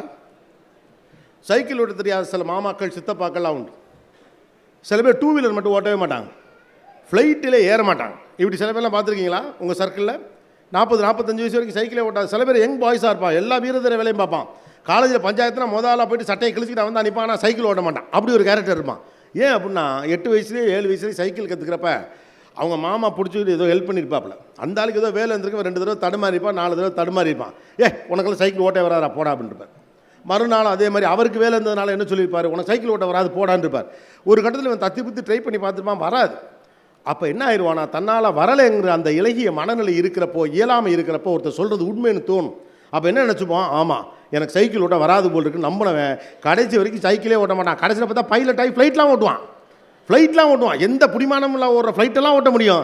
கடைசி வரைக்கும் சைக்கிளே ஓட்ட மாட்டான். இதுதான் ஏற்றுக்கொள்ளப்பட்ட இயலாமைகள் அப்படின்னு சொல்கிறான். நம்ம மனசே நமக்கு இதெல்லாம் வராது, நாமளே முடிவு பண்ணி வச்சிரும். நாம் அதுக்கு சரிப்பட்டு வர மாட்டோம். நமக்கு விவரம் புரியாத காலத்தில் எவனோ சொன்ன வார்த்தையை உண்மையின் மைண்டில் ஏற்றிக்கிட்டு அதை எல்லாத்தையும் அக்செப்ட் பண்ணிப்போம். சில பேருக்கு சைக்கிள் ஓட்ட வராது, சில பேர் தனியாக தூங்க மாட்டாங்க தெரியுமா இல்லையா? சில பேர் தனியாகவே தூங்க மாட்டாங்க. ஜன்னல் வழியாக ஒரு கை வந்து கழுத்தை பிடிச்சி நெரிச்சிடும். அப்படிமா பக்கத்தில் படுத்துருக்கவன் தான் நைட் அவன் கழுத்தை பிடிச்சி நெரிக்க போகிறானே தெரியாமல் அவனை துணைக்கி வச்சுக்கிட்டு தூங்குவாங்க. சில பேருக்கு ஒரு பயம் இருக்கும். ஃபேனுக்கு நேராக கீழே படுக்காதவங்களாம் இருக்காங்க தெரியுமா இல்லையா? கிறுக்குன்னு கீழே வந்து நறுக்குன்னு விழுந்துருச்சுன்னா அப்படின்னு. என் ஃப்ரெண்டு ஒருத்தர் இருக்கான், பாலத்துக்கு கீழே நிற்க மாட்டாப்புல தம்பி, சிக்னல்லாம் இந்த எண்டுக்கு போகல. ஏன்னா எப்போ வேணாலும் இந்த பாலை இடிஞ்சு விடுங்க அவன் நம்பிக்கை. அவனையெல்லாம் நம்பி இந்த நாடு நடக்குதான்னு யோசிச்சு பாருங்க. இதெல்லாம் ஏற்றுக்கொள்ளப்பட்ட இயலாமைகள். அப்படி பல ஏற்றுக்கொள்ளப்பட்ட இயலாமைகள்லாம் நமக்கு இருக்குது. நாமளே ஒத்துக்கிட்ட, நமக்கு இது முடியாதுன்னு நாமளே தீர்மானித்து கொண்ட, அதனால தான் சில மோசமான முடிவுகளை லைஃப்பில் நம்ம எடுக்கிறோம். இதை நம்மளால் செய்யவே முடியாது, இந்த தொழிலை நடத்தவே முடியாது, இந்த உறவில் நம்மால் தொடரவே முடியாது, இந்த காதல் வளரவே வளராது, இந்த நட்பு தொடரவே தொடராது. அப்படிங்கிறதுலாம் ஏற்றுக்கொள்ளப்பட்ட இயலாமை தான். டோன்ட் கிவ் அப் ஆட்டிடியூட் எப்போ வரும்னு கேட்டால், ஒரு விஷயத்தை இது முடியாதுன்னு முடிவு எடுத்துட்டு அணுகுனா வராது. இது நடக்கணும்னு நினச்சிக்கிட்டு அணுகுனா மட்டும்தான் ஒரு விஷயம் நடக்கும். நீங்கள் ஒன்றும் வேணாம், வீட்டில் ஒரு பொருள் தேடி காணா போச்சுன்னு வச்சுக்கோங்களேன், இருக்குன்னு நினச்சிக்கிட்டு தேடி பாருங்கள், கிடச்சிரும். இருக்குன்னு நினச்சி தேடுறவனுக்கு கிடைக்கும். அது இங்கே இல்லைன்னு முடிவு பண்ணிட்டு தேடுறவனுக்கு கண்ணு முன்னால் இருந்தாலும் கிடைக்கவே கிடைக்காது. ஏன்னா நீங்கள் முடிவு பண்ணிட்டு இல்லைன்னு. அப்போ லைஃப்பில் பல விஷயத்தை இல்லைன்னு சொல்லி தான் நம்ம முடிவு பண்ணிட்டு தான் தேடுறோம். என் பொண்டாட்டி அது எனக்கு செட்டே ஆகாது, எதை கட்டிட்டான் அது சரியே படாது, அது சரி பண்ணணும்னு நினைக்கவே மாட்டான். கணவர் அந்த ஆள் அப்படி தான், கட்டின பாவத்துக்கு வாழ்ந்துட்டு போயிட வேண்டியது. என்னைக்கு அந்த ஆளுக்கு கழுத்தை நீட்டமோ அன்றைக்கே வாழ்க்கையில் நிம்மதி அத்தனை போயிடுச்சு அப்படின்னு சொல்லிட்டு தொலை ஆனதாச்சு, 2 பிள்ளை ஆகி போச்சு, இதுக்கு மேலே நம்ம என்ன பண்ண முடியும், போகிற வரைக்கும் போட்டும் அப்படின்னு சொல்லிட்டு அற்புதமாக வாழ வேண்டிய வாழ்க்கையை அச்சலுப்போடும் அலுப்போடுமே வாழ்ந்து கொண்டு இருக்கும். We never try to make our self happy. நம்மை சந்தோஷமாக வைத்துக்கொள்வதற்கு அதீத முயற்சிகள் எடுக்க வேண்டும் என்று நாம் நினைப்பதே கிடையாது. மகிழ்ச்சியாக இருக்கணும்னு யாரெல்லாம் எஃபர்ட்லாம் எடுத்துறீங்க சொல்லுங்களேன், சொல்லுவீங்க. மகிழ்ச்சியாக இருக்கணுங்கிறத தான் நிறையா சம்பாதிக்க ட்ரை பண்ணேன். ரைட்டு, சம்பாதிச்சாச்சில் மகிழ்ச்சி வந்திருக்கணுமா இல்லையா? முன்னை விட நல்லா சம்பாதிச்சவங்க நான் கூடுதல் மகிழ்ச்சியாக இருக்கேன்னு சொல்கிறாரு யாராவது சொல்லுங்கள். ஒன்றும் இருக்காது. முன்னை விட பிரச்சனையாக தான் இருக்குது அப்படிமாங்க. ஏன் பிரச்சனையாக இருக்குது அப்படின்னா, இப்போ இதை விட பெருசாக இருக்கணுமா இல்லையா? வீடு கட்டிவிட்டான், இப்போ அடுத்த கேள்வி கேட்பாங்கல்ல, வீட்டு வாசலில் கார் இல்லை, அதை கேட்பாங்கல்ல. அப்போ மகிழ்ச்சியாக இருத்தல் என்பது எது சம்மந்தப்பட்டதுன்னா, அகம் சம்மந்தப்பட்டது, புறம் சம்மந்தப்பட்டது கிடையாது. குழந்தைங்களை கவனிச்சிருக்கீங்களா? எதை பற்றியுமே கவலைப்பட மாட்டாங்க, அவனுங்க பாட்டு ஜாலியாக இருப்பாங்க. நேற்று ஒரு ஃபங்க்ஷன் நான் போயிருந்தேன், ஒரு 5000-6000 பேர் க்ரௌடு பயங்கரமாக பண்ணியிருந்தாங்க. அந்த கூட்டம் அப்படி உட்காந்துருக்குது. 2 குழந்தைங்க மட்டும் இந்த முன்னால் உட்காந்து இலையெல்லாம் எடுத்து வச்சு அவங்க டெக்கரேஷன் பண்ணி அவங்க பாட்டு பேசிகிட்டு இருக்காங்க. அவங்களுக்கு கோபிநாத்தையும் தெரியலை, ஸ்கூல் ஃபங்க்ஷனையும் தெரியலை, வந்திருக்கவனையும் தெரியலை, எல்இடியும் தெரியலை. அவங்களுக்கு ஒரே ஒரு சந்தேஷம், இந்த மேலே அந்த கேமராமேன் சுட்டு பறக்க விட்டுட்டு இருந்தாங்களே அதை எப்படியா பிடிச்சி போகணும். அவன் இலக்கு அவ்வளோ மட்டும்தான். வாழ்க்கை அப்படி இருந்தால் எப்படி இருக்கும்? எவனை பற்றியும் கவலைப்படாமல், அடுத்தவன் என்ன சொல்லுவான்னு யோசிக்காமல், நமக்கு பிடிச்ச விஷயத்தை சந்தோஷமாக செஞ்சுட்டு போகிறதுல கூடிய ஆனந்தம் இருக்குல்ல, அந்த ஆனந்தத்தை பெறுவதற்கு நமக்கு 1008 சிக்கல்கள் இருக்குங்க. ஏன்னா அடுத்தவன் நினைப்பான். நாம் உள்ளுக்குள்ளே சந்தோஷமாக இல்லாதனால எவனா சந்தோஷம் வந்தாலும் காண்டாயிரும். அது பார்த்துறீங்களா இல்லையா? இந்த வயசு பசங்களாம் கெக்கேன்னு சிரிக்கிறாங்க. ஏன் சம்பந்தம் இல்லாமல் ஆன்டி சங்கிள்ஸ்லாம் இவ்வளோ கோவம் வரும். இங்கே ஏதோ ஒரு ஹோட்டலுக்கு போகிறீங்க, ஒரு 4 பசங்க 4 பிள்ளைங்க காலையில் வந்து உட்காந்துட்டு என்னத்தை தின்னுட்டு பெப்பேன்னு சிரிக்கிறாங்க. இருந்தாலும் ஒரே ஒரு காப்பி வாங்கி வச்சுட்டு கட்டுன்னு அவனை பார்த்துக்கிட்டே இருப்பான். என்ன இந்த காலத்து பசங்களாம் பாருங்கள் சிரிக்க. உனக்கு எரிச்ச நம்மளால் இப்படி சிரிக்க முடியலைங்கிற ஆத்திரம், நம்ம சந்தோஷமாக இல்லைங்கிற கோபம், மனுஷனுக்கு எல்லாமே உள்ளேருந்து வெளியே. நான் சந்தோஷமாக இல்லைனா இன்னொருத்தனை சந்தோஷமாக இருக்கிறது எனக்கு பிடிக்காது. அடுத்தவெல்லாம் கோவப்படுறான் மேலேன்னு சொல்கிற எல்லாரும் கோவக்காரனாக தான் இருக்கான். தனக்கு தன்மேல் அவனுக்கு பெரும் கோபம் இருக்குது. இதை விட பெட்டராக என்னால் வாழ முடியும், அப்படி வாழலைங்கிற கோபம், நான் சில விஷயத்தை சரியாக செய்யலைங்கிற கோபம், நான் சில இடத்த மிஸ் பண்ணிட்டேங்கிற கோபம். அதனால் அந்த கோபத்தை தன் மீது காட்டிக்கிறதுக்கு நமக்கு நம்பிக்கையும் துணிச்சல் வராதனால எவெல்லாம் இழிச்சா பையில அவனை பார்த்தா காட்டுறது. அதுவும் காரியக்கார கோபம்னா பெருங்கோபம் தெரியுமா இல்லையா? அது நிறைய புச்சாலிங்களாக இருக்காங்க, கரெக்டாக தான் கோவப்படுவாங்க. பல்ல கடிச்சிக்கிட்டு வெயிட் பண்ணி இழிச்சவன் எவனா சைக்கிளில் போனானா நரம்பு மாதிரி இருக்கவனை நிறுத்தி ஏடா குறுக்க வந்த அப்படிங்கிறது. யாரோ ஒரு ஆள் பாவா 8000 ரூபாய்க்கு சம்பளம் பார்க்குற பிள்ளை அங்கேருந்து ஃபோன் பண்ணி கடன் வேணுமான்னு கேட்டா, யாரை கேட்டு எனக்கு நீ ஃபோன் பண்ண, ஏன் கெப்பாசிட்டி யாருன்னு தெரியுமா, உனக்கு யார் ஏன் நம்பர் கொடுத்தா, ஏங்க டேட்டா பேஸில் உங்கள் நம்பர் இருந்துச்சு வேணும்னா வாங்கிக்கோங்க. அது எப்படி வேணாம், சரி சார் அப்போ காலை கட் பண்ணுங்க, அப்பலாம் முடியாது, நீ யாரை கேட்டு ஃபோன் பண்ண, ஏன்னா எனக்கு இப்போ வயிற்றுச்சல் ஆத்திரத்தை கொட்டணும், பொண்டாட்டியில் கொட்டினா பொழந்துரும், அப்போ யார்கிட்டயாவது சொல்லணும். உள்ளுக்குள்ள அவ்வளோ ஆத்திரமும் கோபமும் வன்மமும் இருந்து கொண்டே இருக்குது. மகிழ்ச்சியாக இருக்க நம்ம பிரயத்தனப்படுவதே கிடையாது. We are not enjoying the life. வாழ்க்கையை சுமத்தல் என்ற வார்த்தை இன்னமும் எப்போது இருந்துகிட்டே இருக்கே. ஏன் வாழ்க்கை எல்லோரும் சுமக்கிறீங்க தானே? இந்த வாழ்க்கை சிரமமானதாக இருக்கிறது, நான் சுமந்து கொண்டே இருக்கிறேன். ஏன் இருக்குது நம்ம வாழ்க்கையை இந்த திசையில் போகலைங்கிறதுக்கான முதல் காரணம் நீங்கள் வாழ்க்கையை சுமக்கிறது தான். அந்த வாழ்க்கையை சுமக்கிறதுக்கு இன்னொரு காரணம், மற்ற எவனுக்கு வாழவே தெரியாது, நீங்களே முடிவு பண்ணிட்டது தான். பொண்டாட்டி அதுக்கு ஒன்றும் புரியாது, பயலுக சுத்தம் காசெல்லாம் வச்சுக்க தெரியாது. நான் சேர்த்து வைக்கிற காசெல்லாம் இவங்களாம் அழிச்சு விட்ருவாங்க. அப்புறம் எதுக்கு சேர்க்குறேன்? அழிப்பாங்கன்னு ஒருத்தன் இப்போ தெரிஞ்சு நீங்கள் சேர்க்குறீங்கன்னா அப்புறம் என்னது காசு சேர்க்குறீங்க? சில ஆள் 50 பேர் வேலை பார்ப்பாங்க, எல்லா வேலையும் தலைவரே என்ன பார்ப்பாப்புல. ஏன் அப்படின்னு கேட்டால் யார் பார்த்தாலும் நிறைவாக இருக்காது, நான் பார்த்தா தான் சரியாக இருக்குது. அப்போ 50 பேரை வேலையை விட்டு அனுப்பிவிட்டு நீயே பார்க்க வேண்டியதானே? அவங்களை திட்டிக்கிட்டே வேலை பார்த்தா தான் எனக்கு தெம்பார். அடுத்தவர்கள் மீது உங்களுக்கு எப்போது நம்பிக்கை இல்லையோ, அடுத்தவர்கள் திறமை மீது உங்களுக்கு எப்போது நம்பிக்கை இல்லையோ, அப்போ ஆட்டோமேட்டிக்காக நீங்கள் வாழ்க்கையை சுமந்து தான் ஆகணும். மனைவி வீட்டை பார்த்து கொள்ளுவாள், அவள் ஃபினான்ஸை பார்த்துப்பா, அவள் கெரியரை பார்த்துப்பா. இவ்வளோ பெரிய இடத்துல வேலையில் இருக்கக்கூடிய ஒரு பெண்ணுக்கு இதெல்லாம் தெரியும் என்ற நம்பிக்கையோடு நீங்கள் உங்கள் வேலையை பார்க்க போயிட்டீங்கன்னு வச்சுக்கோங்களேன், ஆட்டோமேட்டிக்காக உங்கள் பணிச்சுமை குறைஞ்சிரும், நீங்கள் வாழ்க்கையை சுமக்க வேண்டிய கட்டாயம் இருக்காது. உங்களுக்கு அதை கொடுப்பதில் இருப்பதில் பயம் என்னன்னா, அதிகாரம் கைமாறி விடுவோமோ என்ற கவலை இல்லையா? அதே மாதிரி சில வீட்டில் பெண்கள் பிடிச்சி வச்சுப்பாங்க, எல்லாம் அவங்க கையில் தான் இருக்கு. இந்த 100 ரூபா விடு, 50 ரூபா விடுன்னு அவர் வாங்கிட்டு போயிட்டே இருப்பார், அவ்வளோதான். ஃபுல் பிடிமானமும் என் கையில் இருந்தால் மட்டும்தான் இந்த குடும்பத்தை கண்ட்ரோலுக்குள்ள வச்சுக்க முடியும். அந்த ஆள் செலவு பண்ணிவிடுவான். ஒருவர் செலவு செய்யக்கூடிய மனிதராக இருந்தால் அவரிடம் பேசி புரிய வைத்து செலவை குறைக்க வைக்கிறதுக்கான ஏற்பாட்டை பண்ணுறது தான் நிரந்தரமாக இருக்குமே ஒழிய, பாக்கெட் மணி கொடுக்குற மாதிரி தினமும் அளந்துக்கிட்டே இருந்து உங்கள் கண்ட்ரோலில் வச்சுக்கிறதுனால ஒரு குடும்பத்தை சக்ஸஸ்ஃபுல்லாக நடத்த முடியாது. தினமும் அதுக்கு ஒரு சண்டை வரத்தான் செய்யும். ரைட் தானே? எது ஈஸியோ அதை செய்யாதீங்க, எது சரியோ அதை செய்யும். எது ஈஸியோ அதை செய்வதுதான் நமக்கு வசதியாக இருக்குது. அப்போ இந்த அதிகார கைப்பற்றல் வழியாக என்ன நடக்குது? மற்றவர்கள் திறமையற்றவர்கள், அவர்களை வழிநடத்த வேண்டிய பொறுப்பு எனக்கு இருக்குங்கிறப்ப நான் வாழ்வது குறைஞ்சி போகுது. அதனால தான் பார்த்தீங்கன்னா ஒரு காலகட்டத்தில் பெண்கள்லாம் பார்த்தீங்கன்னா எல்லாத்தையும் இழுத்து போட்டு செய்வாங்க. அம்மாக்கள் எல்லாத்தையும் நான் அடிக்கடி தான் சொல்லுவேன், இதை செய்யாதீங்க, இப்படி பழகாதீங்க, நீங்களும் லைஃப்பை என்ஜாய் பண்ணுங்கன்னு. ஆரம்பத்தில் என்ன பண்ணுவாங்க, பிள்ளைகளுக்காக, கணவருக்காக, சொந்தங்களுக்காக, உறவுகளுக்காகன்னு எல்லாத்தையும் அவங்க செஞ்சுட்டே இருப்பாங்க. அது ரொம்ப ஆனந்தமாக இருக்கும். 4 பேர் பெருமையாக பேசுவாங்க, ஐயோ அந்த அம்மா மாதிரி ஆகாதுங்க, 3 பிள்ளைங்களை அப்படி பார்த்துக்கும், வீட்டுக்காரரை கடவுள் மாதிரி காத்துக்கும், 4 சொந்தக்காரங்க எப்படின்னா அப்படி பார்த்துக்கும், எல்லாருக்கும் நல்லது கெட்ட செய்யும், அதை பார்த்துக்காது, அவ்வளோ பேரையும் பார்த்துக்குன்னு பெருமை பேசிக்கிட்டே இருப்பாங்க. இதுக்குன்னே 4 பேர் கூட சுற்றுவான்.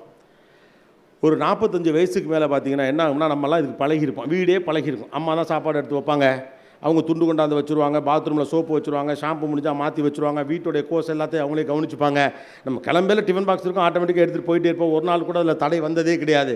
ஒரு கட்டத்தில் நமக்கு இது பழகி போய் அம்மா இதெல்லாம் சிரமப்பட்டு தான் நமக்கு செய்கிறாங்கங்கிற விவரமே தெரியாமல் இது ஒரு நேச்சுரல் ப்ராசஸ் மாதிரி தெரிஞ்சிடும். நல்லா உடம்பு தெம்போடு இருக்கிற வரைக்கும் அம்மாக்கள் இதை சந்தோஷமாக செஞ்சு போடுவாங்க. ஒரு 45 வயசுக்கு மேலே என்ன ஆகும், முட்டி வலிக்க ஆரம்பிக்கும், இடுப்பு வலிக்க ஆரம்பிக்கும். 2 குழந்தைகள் பிறகு உடம்பை பெருசாக கவனிக்காமல் விட்டுருப்பாங்க. கொஞ்சம் எல்லா வலியும் வர ஆரம்பித்த பிறகு சின்னதாக அம்மாக்கள் சைட்லேருந்து கோபம் வரும். அது வரைக்கும் அதை பழகாத அந்த குடும்பம் ஏன் சிடுன்னு விழுகிறேன்னு ஆரம்பிப்பாங்க. அப்போ தான் அம்மாக்கள் ஆரம்பிப்பாங்க, உங்களுக்கெல்லாம் நன்றியே இல்லை. 50 வயசில் ஆரம்பிங்க, ரைட்டா? 50 வயசில் மொத்த வார்த்தையாக உங்களுக்குலாம் நன்றியே இல்லை, உங்களுக்குலாம் உழைச்சி கொட்டி நான் என்னத்தை கண்டேன், ஒரு நல்ல சோறு தின்று போனா, நல்ல சாம்பார் தின்று போனா. 25 வயசில் யோசிச்சிருக்க வேண்டிய விஷயத்தை 50 வயசில் யோசிச்சா எப்படி? ஆனால் ஒரு பெண் தன்னை பார்த்து கொள்வதை பற்றி நமக்கு என்ன அபிப்பிராயம் இருக்குன்னா, அது சுயநலம் அப்படிங்கிற மாதிரி ஒரு மைண்ட் செட் இருக்குது. அப்படி கிடையாது. அவரை பார்த்து கொள்ளுகிற போது தான் அவருடைய குடும்பத்தையும் பார்த்து கொள்ள முடியுங்கிற யதார்த்தம் புரியும். நீங்கள் தியாகத்தில் தான் உங்களை முன்னிறுத்தணுங்கிற அவசியம்லாம் கிடையாது. ஆண் உழைப்பின் வழியாக மட்டும்தான் தன்னை முன்னிறுத்தணுங்கிற அவசியம் கிடையாது. வீட்டில் ஒருத்தங்களுக்கு முடியலைன்னா அவர் கடைக்கு ஒரு நாள் லீவை போட்டுட்டு வீட்டையும் குடும்பத்தையும் கூட பார்த்துக்கலாம். அப்போ மனுஷன் என்ன நினைக்கிறான், தன்னால் மட்டும்தான், பாவம் அவர் தன்னால் மட்டும்தான் யாருக்கோ பேச முடியுமா, வச்சுருக்கனே அப்போ தன்னால் மட்டும்தான் எல்லாத்தையும் நகர்த்த முடியுங்கிற நம்பிக்கை இருக்கிறவர்களுக்கு பாரம் அதிகமாகி கொண்டே இருக்கிறது. அவர்கள் கடந்து போவதே கிடையாது. லைஃப்பை ரொம்ப சிம்பிளாக ஹேண்டில் பண்ண பாருங்கள். அப்போ நீங்கள் வாழலாம், மற்றவர்களும் மகிழ்ச்சியாக வாழ்வதற்கான வாய்ப்பு இருக்குது. இப்போ ஒரு ஆணை எடுத்துக்கங்களேன், பாவம் அவங்களுக்கு யாராவது ஒரு ஆள் பேசணுமா இல்லையா? அவன் பாட்டுக்கு இருப்பான். வீட்டில் அவங்க அம்மா கட்டன் ரைட்டாக எல்லாம் சொல்லி கொடுத்துருக்கோம். தோசை ஊற்றுறது எப்படின்னு சொல்லி கொடுத்துருக்கோம், இப்போ சோறு பொங்குறது எப்படின்னு சொல்லி கொடுத்துருப்பாங்க. பாத்ரூமில் கரெக்டாக எல்லாத்தையும் குளிச்சு முடிச்சுட்டு அவன் துணியை அவன் துவச்சிக்குவான், ஹெல்மெட் அவனே எடுத்துக்குவான், வண்டிக்கு கரெக்டாக பெட்ரோல் போட்டுருவான், ஞாயிற்றுக்கிழமைனா வண்டி துடைப்பான், கடைக்கு போய் காய்கறியெல்லாம் வீட்டுக்கெல்லாம் வாங்கியாந்து கொடுப்பான். வீட்டு வேலைகள் பேனை சுத்தம் பண்ணுறது, டிவி சுத்தம் பண்ணுறது, போக்குவரத்து வேலையெல்லாம் எக்ஸ்ட்ராவாக ஒரு நாள் லீவ் கிடச்சா அவன் கரெக்டாக செய்வான். எல்லா வேலையும் பார்த்து ரெடி பண்ணி பக்கா வச்சுப்பான். கல்யாணம் முடிஞ்ச உடனே இந்த பண்ண கவனிச்சுக்கிறேன் அப்படின்ட்டு என்ன உண்டோ அம்புட்டு செஞ்சு கொடுக்குறது. சூடாக இட்லி, எப்போ இட்லி வச்சாலும் எப்படி வச்சாலும் சாப்பிட்ற ஒருத்தன்ட்ட சூடாக சாப்பிடுங்க அப்படின்னு சூடாக இட்லி செஞ்சு கொடுக்குறது. தோசை சூடாக ஊற்றுங்க, கல்லுலேருந்து எடுத்து வாயில் வைக்கிறது, இந்தா சாப்பிடு, அப்போ தான் நல்லா சூடாக தோசையும் மொளா அப்படியும் சாப்பிடுங்க. நான் எல்லாத்தையும் பண்ணி விட்றேன், ஷூ மாட்டி விடுறது என்ன, சாக்ஸு மாட்டி விடுறது என்ன, மேட்சிங் சட்டை பேண்ட்டு எடுத்து கொடுப்பது என்ன, எல்லாம் தலை சீவி விடுவது என்ன, வாசலில் டாட்டா காட்டுறது என்ன, முடிஞ்சாலும் ஒரு முத்தம் கொடுத்து அனுப்புவது என்ன, அப்படியே லேசாக பழக அவன் வாடுக்கு தனியாயிரும். அவனுக்கு ஒன்றுமே புரியப்படாது. எல்லாத்தையும் அவங்க எடுத்து அந்த ஒய்ஃப் கொடுக்க ஆரம்பிச்சிடுறாங்க. அவனுக்கு ஹெல்மெட் எங்கே இருக்குன்னு தெரியாது, சாவி கொத்து எங்கே இருக்குன்னு தெரியாது, வண்டி எங்கே நிறுத்தணும்னு தெரியாது, ட்ரெஸ் எங்கே இருக்குன்னு தெரியாது, இட்லி எங்கே இருக்குன்னு தெரியாது, சாம்பார் எங்கே இருக்குது, இதெல்லாம் எல்லாம் தெரிஞ்ச பையன்தான். இதெல்லாம் தெரியாது. கட் பண்ணோம்னா ஒரு 2 வருஷத்தில் ஒரு குழந்தை பிறக்கும். குழந்தை பிறந்தவனையும் ஏன்பா இட்லின்னு ஹாட் பேக்கில் இருக்குது சாப்பிடுங்க, பாப்பா அழுகு. ஏம்மா அந்த ஹெல்மெட் எங்கே வச்சுன்னு தெரியல, எங்கள் வச்ச இடத்துல தாங்க இருக்கும். என்னங்க உங்கள் அம்மா வளர்த்துருக்காங்க, உங்களை ஹெல்மெட் எங்கே வச்சுக்கன்னு தெரியாதா? எங்கள் அம்மா என்னை கரெக்டாக தான் வளர்த்துச்சு. நடுவில் நீ தான் புகுந்து ஹெல்மெட்டை தூக்கி நீ இங்கே வச்சு நானே தினமும் எடுத்தானே மாட்டி விட்டு கிளிப்பு போட்டு விட்டேன். ஏப்போ அந்த கான்ஃபரன்ஸுக்கு போகிறேன், ப்ளூ கலர் பேண்ட்டு போட்டிருக்கேன், வெள்ளை சட்டை போட்டுக்கவா, ப்ளூ பேண்ட் போட்டு, ஏங்க என்ன பேண்ட்டு சட்டை போடுறதுன்னு கூடவா தெரியாது, பாப்பா அழுகுதுங்க. நைட்டு 12 மணிக்கு திடீர்னு வந்துட்டு, ஏன்பா தோசை கிசை ஊற்றி தரியா? ஆனதாச்சு, 2 இட்லி இருக்குது, அதை சாப்பிட்டுட்டு படுங்க, பாப்பா அழுகுது. பாப்பா அழுகுது, பாப்பா அழுகுது, பாப்பா அழுகுது. இவனுக்கு அழுக தனியாக ஒரு ஆம்பளைங்க வெளியில் சொல்ல முடியாது, வெக்கமாக இருக்குமா இல்லையா? என் பொண்டாட்டி என் பிள்ளையை பார்த்துக்கலாம், என்னை பார்த்துக்க மாட்டேங்கிற ஒரு ஆம்பளை சொல்ல முடியுமா என்ன?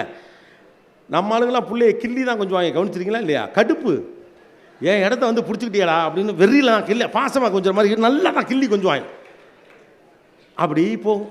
எல்லாம் போனால் ஒரு கட்டத்துக்கு அப்புறம் அவன் திரும்ப பழக ஆரம்பிப்பான். ஓகே நம்ம வேலையெல்லாம் நம்ம தான் பார்த்துக்கணும் போல் இருக்கு. 2வது பாப்பாலாம் வந்த பிறகு சுத்தமாக பாப்பா போனால் அதிலே வேற பாப்பா மேலே கையை தூக்கி போட்டுட்டீங்க, காலை தூக்கி போட்டீங்க, எட்டி உதச்சி தரையில் தள்ளிடுவாங்க. கட்டிலும் போச்சு, ஒரு போர்வை வச்சு தலைவர் இருக்கா அதிலே படுத்து அப்புறம் அவன் வேறு மாதிரி பழகிடுவான். அவனே இட்லி ஊற்றுப்பான், அவனே ஹெல்மெட்டை கரெக்டாக எடுத்துப்பான். வழக்கம் போல் சம்மந்தம் இல்லாமல் இந்த மாதிரி மேட்சிக்கு இல்லாமல் கருப்பு பேண்ட்டும் ப்ளூ கலர் சட்டையும் போட்டுக்கிட்டு சம்மந்தம் இல்லாமல் புக் எக்ஸிபிஷன்லாம் வந்து பேசுவான். அப்படிலாம் வந்து பழகிடுவான். மறுபடியும் பழகிட்டு இல்லை ரெடி ஆகி அதுக்கப்புறம் அவன் லைஃப்பில் செட்டில் ஆயிடுவான் வேறு மாதிரி. ஓகே இவ்வளோதான் லைஃப். நமக்கு பிள்ளைகளுக்காக உழைப்பது, குடும்பத்தை பார்த்துக்கொள்வது, கஷ்டப்படுவது, நல்லது கெட்டதுக்கு போகிறது வாரது, எல்லாருக்கும் அன்போடு பழகுவதுன்னு செட்டில் ஆகிட்டு காலையில் இருந்துச்சு ஒரு காஃபி போட்டு குடிச்சிட்டு ஒரு நியூஸ் பேப்பர் படிச்சுட்டு சின்னதாக ஒரு வாக்கிங் போயிட்டு வரையில் விநாயகர் கோயிலில் சாமி கும்பிட்டுட்டு வரும்போதே வீட்டுக்கு தேவையான சாமான்லாம் வாங்கிட்டு குளிச்சு கிளம்பி பைக்கை எடுத்து ஆஃபீஸ் போய் வேலையெல்லாம் பார்த்துட்டு மத்தியானம் வச்சதை சாப்பிட்டுட்டு டிஃபன் பாக்ஸை கழுவி கரெக்டாக எடுத்து பேக்கில் வச்சுட்டு ஒரு பொருள் மிஸ் ஆகாமல் வந்து 5:30 மணிக்கு வீட்டு வந்து ஷூ சாக்ஸை கழட்டி வச்சுட்டு சாக்ஸ் அப்போவே துவைச்சிட்டு ட்ரெஸ் எல்லாம் அழுக்கு கூடையில் போட்டுட்டு அழகாக 6 மணிக்கு திரும்ப குளிச்சுட்டு விபூதியெல்லாம் வச்சுட்டு டிவி முன்னால் உட்காந்து 7 மணி வரைக்கும் பார்த்துட்டு 7:30 மணி வரைக்கும் நியூஸ் பார்த்துட்டு 8 மணிக்கு வைக்கிற சாப்பாட்டை சாப்பிட்டுட்டு 9 மணிக்கு படுத்துடுவான். இதை ஒரு 10 வருஷம் பழகிடுவான். எல்லாம் முடிச்சு இந்த 2 பிள்ளையும் நல்லா வளர்ந்து காலேஜுக்கெல்லாம் போய் அதுன்னு ஒரு கட்டத்துக்கு போயிடும். ஒரு பிள்ளை அமெரிக்காவுக்கு படிக்க போயிடும், ஒருத்தன் பக்கத்து ஊருக்கு படிக்க போயிடுவான். எல்லாம் பண்ணால் இருந்தாலும் 50 வயசில் ஒரு ஸ்டாண்டர்ட் லைஃபுக்கு செட்டில் ஆகிருப்பாப்புல. அப்போ தான் இந்த அம்மாவுக்கு திடீர்னு ஞாபகம், அவங்க அக்காவுக்கு ஃபோன் பண்ணி உங்கள் மாமாவை பார்த்தாலே பாவமாக இருக்குது, பிள்ளையன்னு அதுகளை பார்க்குறேனே அவரை விட்டுட்டேன், அவர் பாட்டுக்கு மெஷின் மாதிரி தெரிகிறாரு. அதுக்கப்புறம் நீங்கள் காப்பி கொண்டு போட்டு கொடுத்தீங்கன்னு வச்சுங்களேன், இல்லைப்பா நான் போட்டுக்கிறேன் பாரு. ஏன்னா உங்கள் காப்பிக்கு அவருக்கு பழக்கம் இல்லைப்ப, அவருக்கு ஒரு கணக்கு இருக்குது, அந்த டிகிரியில் போட்டு குடித்தா தான் அவருக்கு குடித்த மாதிரி. அப்புறம் நீங்கள் உட்காந்து சரி அவர்கிட்ட சேர்ந்து டிவி பார்க்கலான்னு நினச்சிக்கிட்டு அவரோட உட்காந்துட்டு அவர் ஏதோ ஒரு நியூஸ் பார்த்துக்கிட்டு பாரு. நீங்கள் நியூஸ் மாற்றுறீங்கன்னு வச்சுங்களேன், அதெல்லாம் முடியாது, நியூஸ் தான் வைக்கலாம் சொல்ல மாட்டார், எந்திரிச்சு போயிடுவார். எந்த சண்டைக்கு வரலை, நான் வாரேன் போகிறேன். இப்போ இந்த ஆளை இப்போ நீங்கள் எதை இழந்தீங்கன்னு உங்களுக்கு தெரியுதா? பிள்ளைகளை வளர்க்கிறேன் பேர் வழி என்று நீங்கள் வாழ வேண்டிய வாழ்க்கை உங்களை நம்பி வந்த ஒரு ஆம்பளை இருக்காப்புல. இந்த பொண்ணு தான் ஆணை நம்பி வர்றானோ மட்டும் முடிவு பண்ண முடியாது. உங்களை நம்பி தானே அவர் வந்தார் பாவம். அழகாக 7-8 அண்ணன் தம்பியோடு இருந்தவரை வாங்க தனி கொடுத்தனம் போகும்ட்டு உங்கள் அம்மா வீட்டுக்கிட்ட கொண்டு போய் குடி வச்சப்ப ஓகேன்னு அப்பாவே ஒத்துக்கிட்டு வந்தான்ல ஒருத்தன். இந்த ஒத்தையை விட்டுட்டீங்கல்ல, இப்போ எல்லாமே இவருக்கு பழகிடும். Standard Slater. செவ்வாய்க்கிழமை இந்த கோயில், வெள்ளிக்கிழமை இந்த கோயில், சண்டே ஆனால் ஃப்ரெண்ட்ஸோடு அவுட்டிங், வெளியில் போயிட்டு கடத்தரவுக்கு போகிறது வாரது. அதிகபட்சம் அவர் சாப்பிட்ற லக்ஸூரியஸ் ஐட்டம் மைதா மாவு போண்டா, அவ்வளோதான். அவன் பட்ஜெட் முடிஞ்சு. அப்போ போய் யோசிக்கிறது, ஐயோ இந்த பிள்ளைகளை பார்க்குறேன்னு இதுகளெல்லாம் விட்டுட்டேன். அந்த கில்ட்டி கான்சியஸ்லேயே கொஞ்ச நாள் ஓடையில் அவங்க பிள்ளை ஒரு பிள்ளை வெத்துரும். வெத்த பிறகு அதை தூக்கிட்டு தர்றது சந்தோஷமாக. அப்போ பிள்ளையும் விட்டாச்சு, அவங்க புருஷனையும் விட்டாச்சு, ஒன்லி பேர பிள்ளைங்க தான் உலகத்தில் எனக்கு இதுக்கு மட்டும்தான். அவன் பிள்ளையெல்லாம் கடுப்பாயிடுவான், இது என்னது பேரனை தொங்குது, நம்மளை இவ்வளோ நாள் தொங்குச்சு, இவ்வளோ சந்தோஷமாக இருந்துச்சு. லைஃப்பில் அடுத்தவங்களுடைய மகிழ்ச்சிக்காகவும் வாழுங்க, அதே நேரம் உங்கள் மகிழ்ச்சி எதில் இருக்கிறது என்பதை கண்டடையுங்கள். That's more important to be happy. அதுக்காக இதெல்லாம் செய்யக்கூடாது, இதெல்லாம் கடமைகள் இல்லையா, இதெல்லாம் பொறுப்போடு நீங்கள் இருக்க வேண்டாமா அப்படின்லாம் பேசலாம். அப்படி பேசுகிறது இந்த ஏற்றி விடுற மாதிரி தான். உங்கள் பேச்சை கேட்க 10 மணி வரைக்கும் என்னால் உட்காந்துருப்பாங்கன்னு சொன்னார்ல, நான் மண்டே ஆட்டல, அதே மாதிரி ஏற்றி விடுற மாதிரி. ஆக்சுவலாக நீங்கள் கிட்ட போய் கேட்டால் தான் தெரியும். எல்லாருமே சொல்லுது, எங்கள் அம்மாக்கெல்லாம் பார்த்தீங்கன்னா கோயில் குளம்னு போக தான் பிடிக்குது. 60 வயசுக்கு மேலே ஒருத்தர் எப்படி இருக்குன்னு நாமளே டிசைட் பண்ணிடுறோம், நம்மளே சொல்லிப்படுறது. அம்மா அப்பாக்களுக்கு கோயில் குளம்னு போக தான் ஆசை, அவங்களுக்கு பேர பிள்ளைங்களோட விளையாடிட்டே இருக்கணும் அது ஆசை. ஆட உன் புள்ள படுத்துகிற பாடு தாங்கலை, எனக்கு முட்டி வலிக்குது. இதுகளுக்கு வடித்து கொட்டி சம்பாரித்து எல்லாம் பண்ணி வாழை வச்சு ஆளாக்கி கல்யாணம் பண்ணி பிள்ளையெல்லாம் அதுக்கு பெற்றுருச்சு. என் புருஷனை 20 வருஷமாக அப்படியே ஒத்தையாக விட்டுட்டோமே, அந்த ஆளுக்கு நல்லது கெட்டது செய்வோம், அவர் கூட சந்தோஷமாக இருப்போம், பழைய கதைகளை பேசி திரிவோம், கல்யாணம் அன்னைக்கு நம்ம 2 பேர் எப்படி இருந்தோன்னு இருப்போம், நம்ம இளமை கால புகைப்படங்களை திருப்பி பார்ப்போம், நம்ம ஃபஸ்ட்டு ஹனிமூன் போன இடத்துக்கு ஒரு ஸ்பாட் விசிட் அடிப்போம்னு கூட அவங்க நினைக்கலாம். நீங்கள் எப்போது இப்படி முடிவு பண்ண முடியும்? திருமண பிள்ளையார் கோயிலே தான் அவங்க குடியாக கிடப்பாங்க, வேறு வழி அப்படி சொல்லி தொலைஞ்சிட்டீங்க. கோபிநாத் எப்போதும் கோட்டோடு இருப்பார், அது மாதிரி ஒரு ஸ்டேட்மெண்ட் இருக்குது. அவர் தூங்கும்போது கூட கோட் போட்டிருப்பார் தெரியுமா? இல்லை, இப்போ நான் வரையிலே எத்தனை பேர் நான் கோட்டோடு வருவேன்னு நினச்சிருப்பீங்களா இல்லையா? உண்டா இல்லையா? அப்போ நாமளே தீர்மானிச்சுக்கிறோம் 60 வயசுக்கு மேலே ஒருத்தருக்கு தான் பிடிக்கும். சரி, இவ்வளோ காலம் அப்படி இருந்தோம், இனிமேல் நமக்கு பிடிச்ச புத்தகங்களை படிப்போம் நினைக்கலாம். இவ்வளோ காலம் இங்கேயே இருந்துட்டோம், நமக்கு இந்த கூட்டி கொடைக்கானல் என்னமோ சொல்கிறாங்களே, போய் பார்ப்போம்னு நினைக்கலாம். இந்த மாதிரி ஒரு புக் எக்ஸிபிஷன் நடக்குது, எவ்வளோ புத்தகங்கள்லாம் வருதான். சின்ன வயசில் காலேஜில் படிக்கிறப்ப நான் நல்ல பேச்சாளர், இப்போலாம் படிக்கிறதுக்கே விட்டுட்டேன், நான் போய் ஒரு புக் எக்ஸிபிஷன் போகிறேன்னு கூட ஒரு அம்மா நினைக்கலாம், ஒரு அப்பா நினைக்கலாம். நாமளே முடிவு பண்ணிடலாம். 60 வயசு மேலே அவங்களுக்கு அதான் சௌரியம். அவங்களால சொல்ல முடியுமா? அப்படி சொன்னால் பாருங்கள், வயசான காலத்தில் பேரம்பேத்தியில் சந்தோஷமாக இருக்கிறத விட்டுவிட்டு ஊர் ஊராக சுற்றிக்கிட்டு இருக்கு கிளவி அப்படின்னு நம்ம சொல்லுவோம். நாமளும் வாழலை, அவங்களா வாழ பிரயத்தனப்படுறவங்களுக்கும் பழி சொல்லிடுறோம். அப்போ கடைசி வரைக்கும் வேண்டா வெறுப்பா பிள்ளையை பெற்றுட்டு காண்டாமிருகம்னு பேர் வச்ச கதையா காமாசமுன்னு ஏதோ பண்ணிக்கிட்டு அற்புதமாய் வாழுகிறேன் யூ மை ஹானர் அப்படின்னு சொல்லிட்டு போயிட்டே இருக்கணும். உங்களுக்கென்று நேரம் ஒதுக்கிக் கொள்வது, உங்களை நீங்கள் பார்த்துக் கொள்வது, உங்களுடைய சுய விருப்பு வெறுப்புகளுக்கு முக்கியத்துவம் கொடுப்பது, உங்களை நீங்கள் மட்டுமே அனுசரித்துக் கொள்வது போன்ற வாழ்க்கையெல்லாம் தவறு ஒன்றும் கிடையாது. அதை சுயநலம் என்றெல்லாம் கருதாது. அதனால இந்த தலைமுறை பிள்ளைகள் நீங்கள் ரொம்ப சுயநலவாதிகள் சொல்கிறதுக்கான காரணம் அதுதான். இவங்களாம் நான் ரெசிப் இருக்கட்டும், ரொம்ப சுயநலவாதிகளாக இருக்காங்க, அடுத்தவர்களை பற்றி கவலையப்பட மாட்டேங்கிறார். அப்படிலாம் இல்லை, அவன் கொஞ்சம் அவனை பற்றி கவலைப்பட ஆரம்பிச்சிட்டான், அவ்வளவுதான். அவங்கள பற்றி கொஞ்சம் கவலைப்பட ஆரம்பிச்சிட்டாங்க. அப்போ கவலைப்பட ஏன்னா நியூக்ளியர் ஃபேமிலிஸாக மாற மாற மாற என்ன ஆயிடுச்சு கேட்டோம்னா, நமக்கு ஆள் இல்லைன்னு தெரிஞ்சு போச்சு. அப்போ அவனை பற்றி கவலைப்பட ஆரம்பிச்சிட்டான். உங்களுக்கு அந்த கவலையெல்லாம் பெருசாக இல்லை. 10 பேரோட சேர்ந்துருந்தப்போ கொஞ்சம் பதட்டம் கம்மியாக இருக்கும். நீங்கள் கவனிங்களேன், ஒரு 4-5 அண்ணன் தம்பி ஒன்றா இருக்க வீட்டிலலாம் இருக்கவங்கலாம் பாருங்களேன், பெருசாக அந்த எக்ஸசைஸ்லாம் பண்ண மாட்டாங்க. இந்த ஒத்த ஆளாக இருப்பாங்க பாருங்கள், ஒரே ஒரு புருஷன் முன்னாடி 2 காலையிலே ஜிம்முக்கு போயிடும். பயம், ஏன்னா யாருமே கிடையாது, பூரா பேர்ல விரட்டியாச்சு, சிங்கிள் பெட்ரூமுக்கு குடி வந்தாச்சு. எவனா சொந்தக்காரன் தாயப்பில் வந்தால் நைட்டு தங்கக்கூடாதா இந்த வீட்டிலங்கிற மாதிரி தான் வீடே இருக்கும். செட்டப்பே அவ்வளோதான் இருக்குது. இந்த ஹாலில் எப்படி படுத்துங்கிறது நம்ம ஊருக்கே போயிடுவோம் அப்படிங்கிற கண்டிஷனுக்கு வந்தாச்சு. அப்போ நமக்கு ஆளும் பேர் யாருமே இல்லை அப்படின்னு. மனிதர்களோடு புழங்குவது ரொம்ப காம்ப்ளிகேட்டடாக இருக்குது. That is the biggest issue why we are facing all kind of troubles. மனிதர்களோடு புழங்குவது நமக்கு ரொம்ப சிரமமாக இருக்குது. ஏன்னா மெஷின்ஸோட பழகிறது எது ஈஸியாக இருக்குது. ஏன்னா மெஷின்ஸ் எதிர்த்து பேச மாட்டேங்குது இல்லையா? இந்த ஃப்ரெண்ட்ஸ் ஆஃப் கன்வீனியன்ஸ் மாதிரி டெக்னாலஜி ரொம்ப ஃப்ரெண்ட்லியாக இருக்குது. டெக்னாலஜி ரொம்ப ஃப்ரெண்ட்லியாக இருக்குது, அது எதிர்த்தெல்லாம் கேள்வி கேட்பது.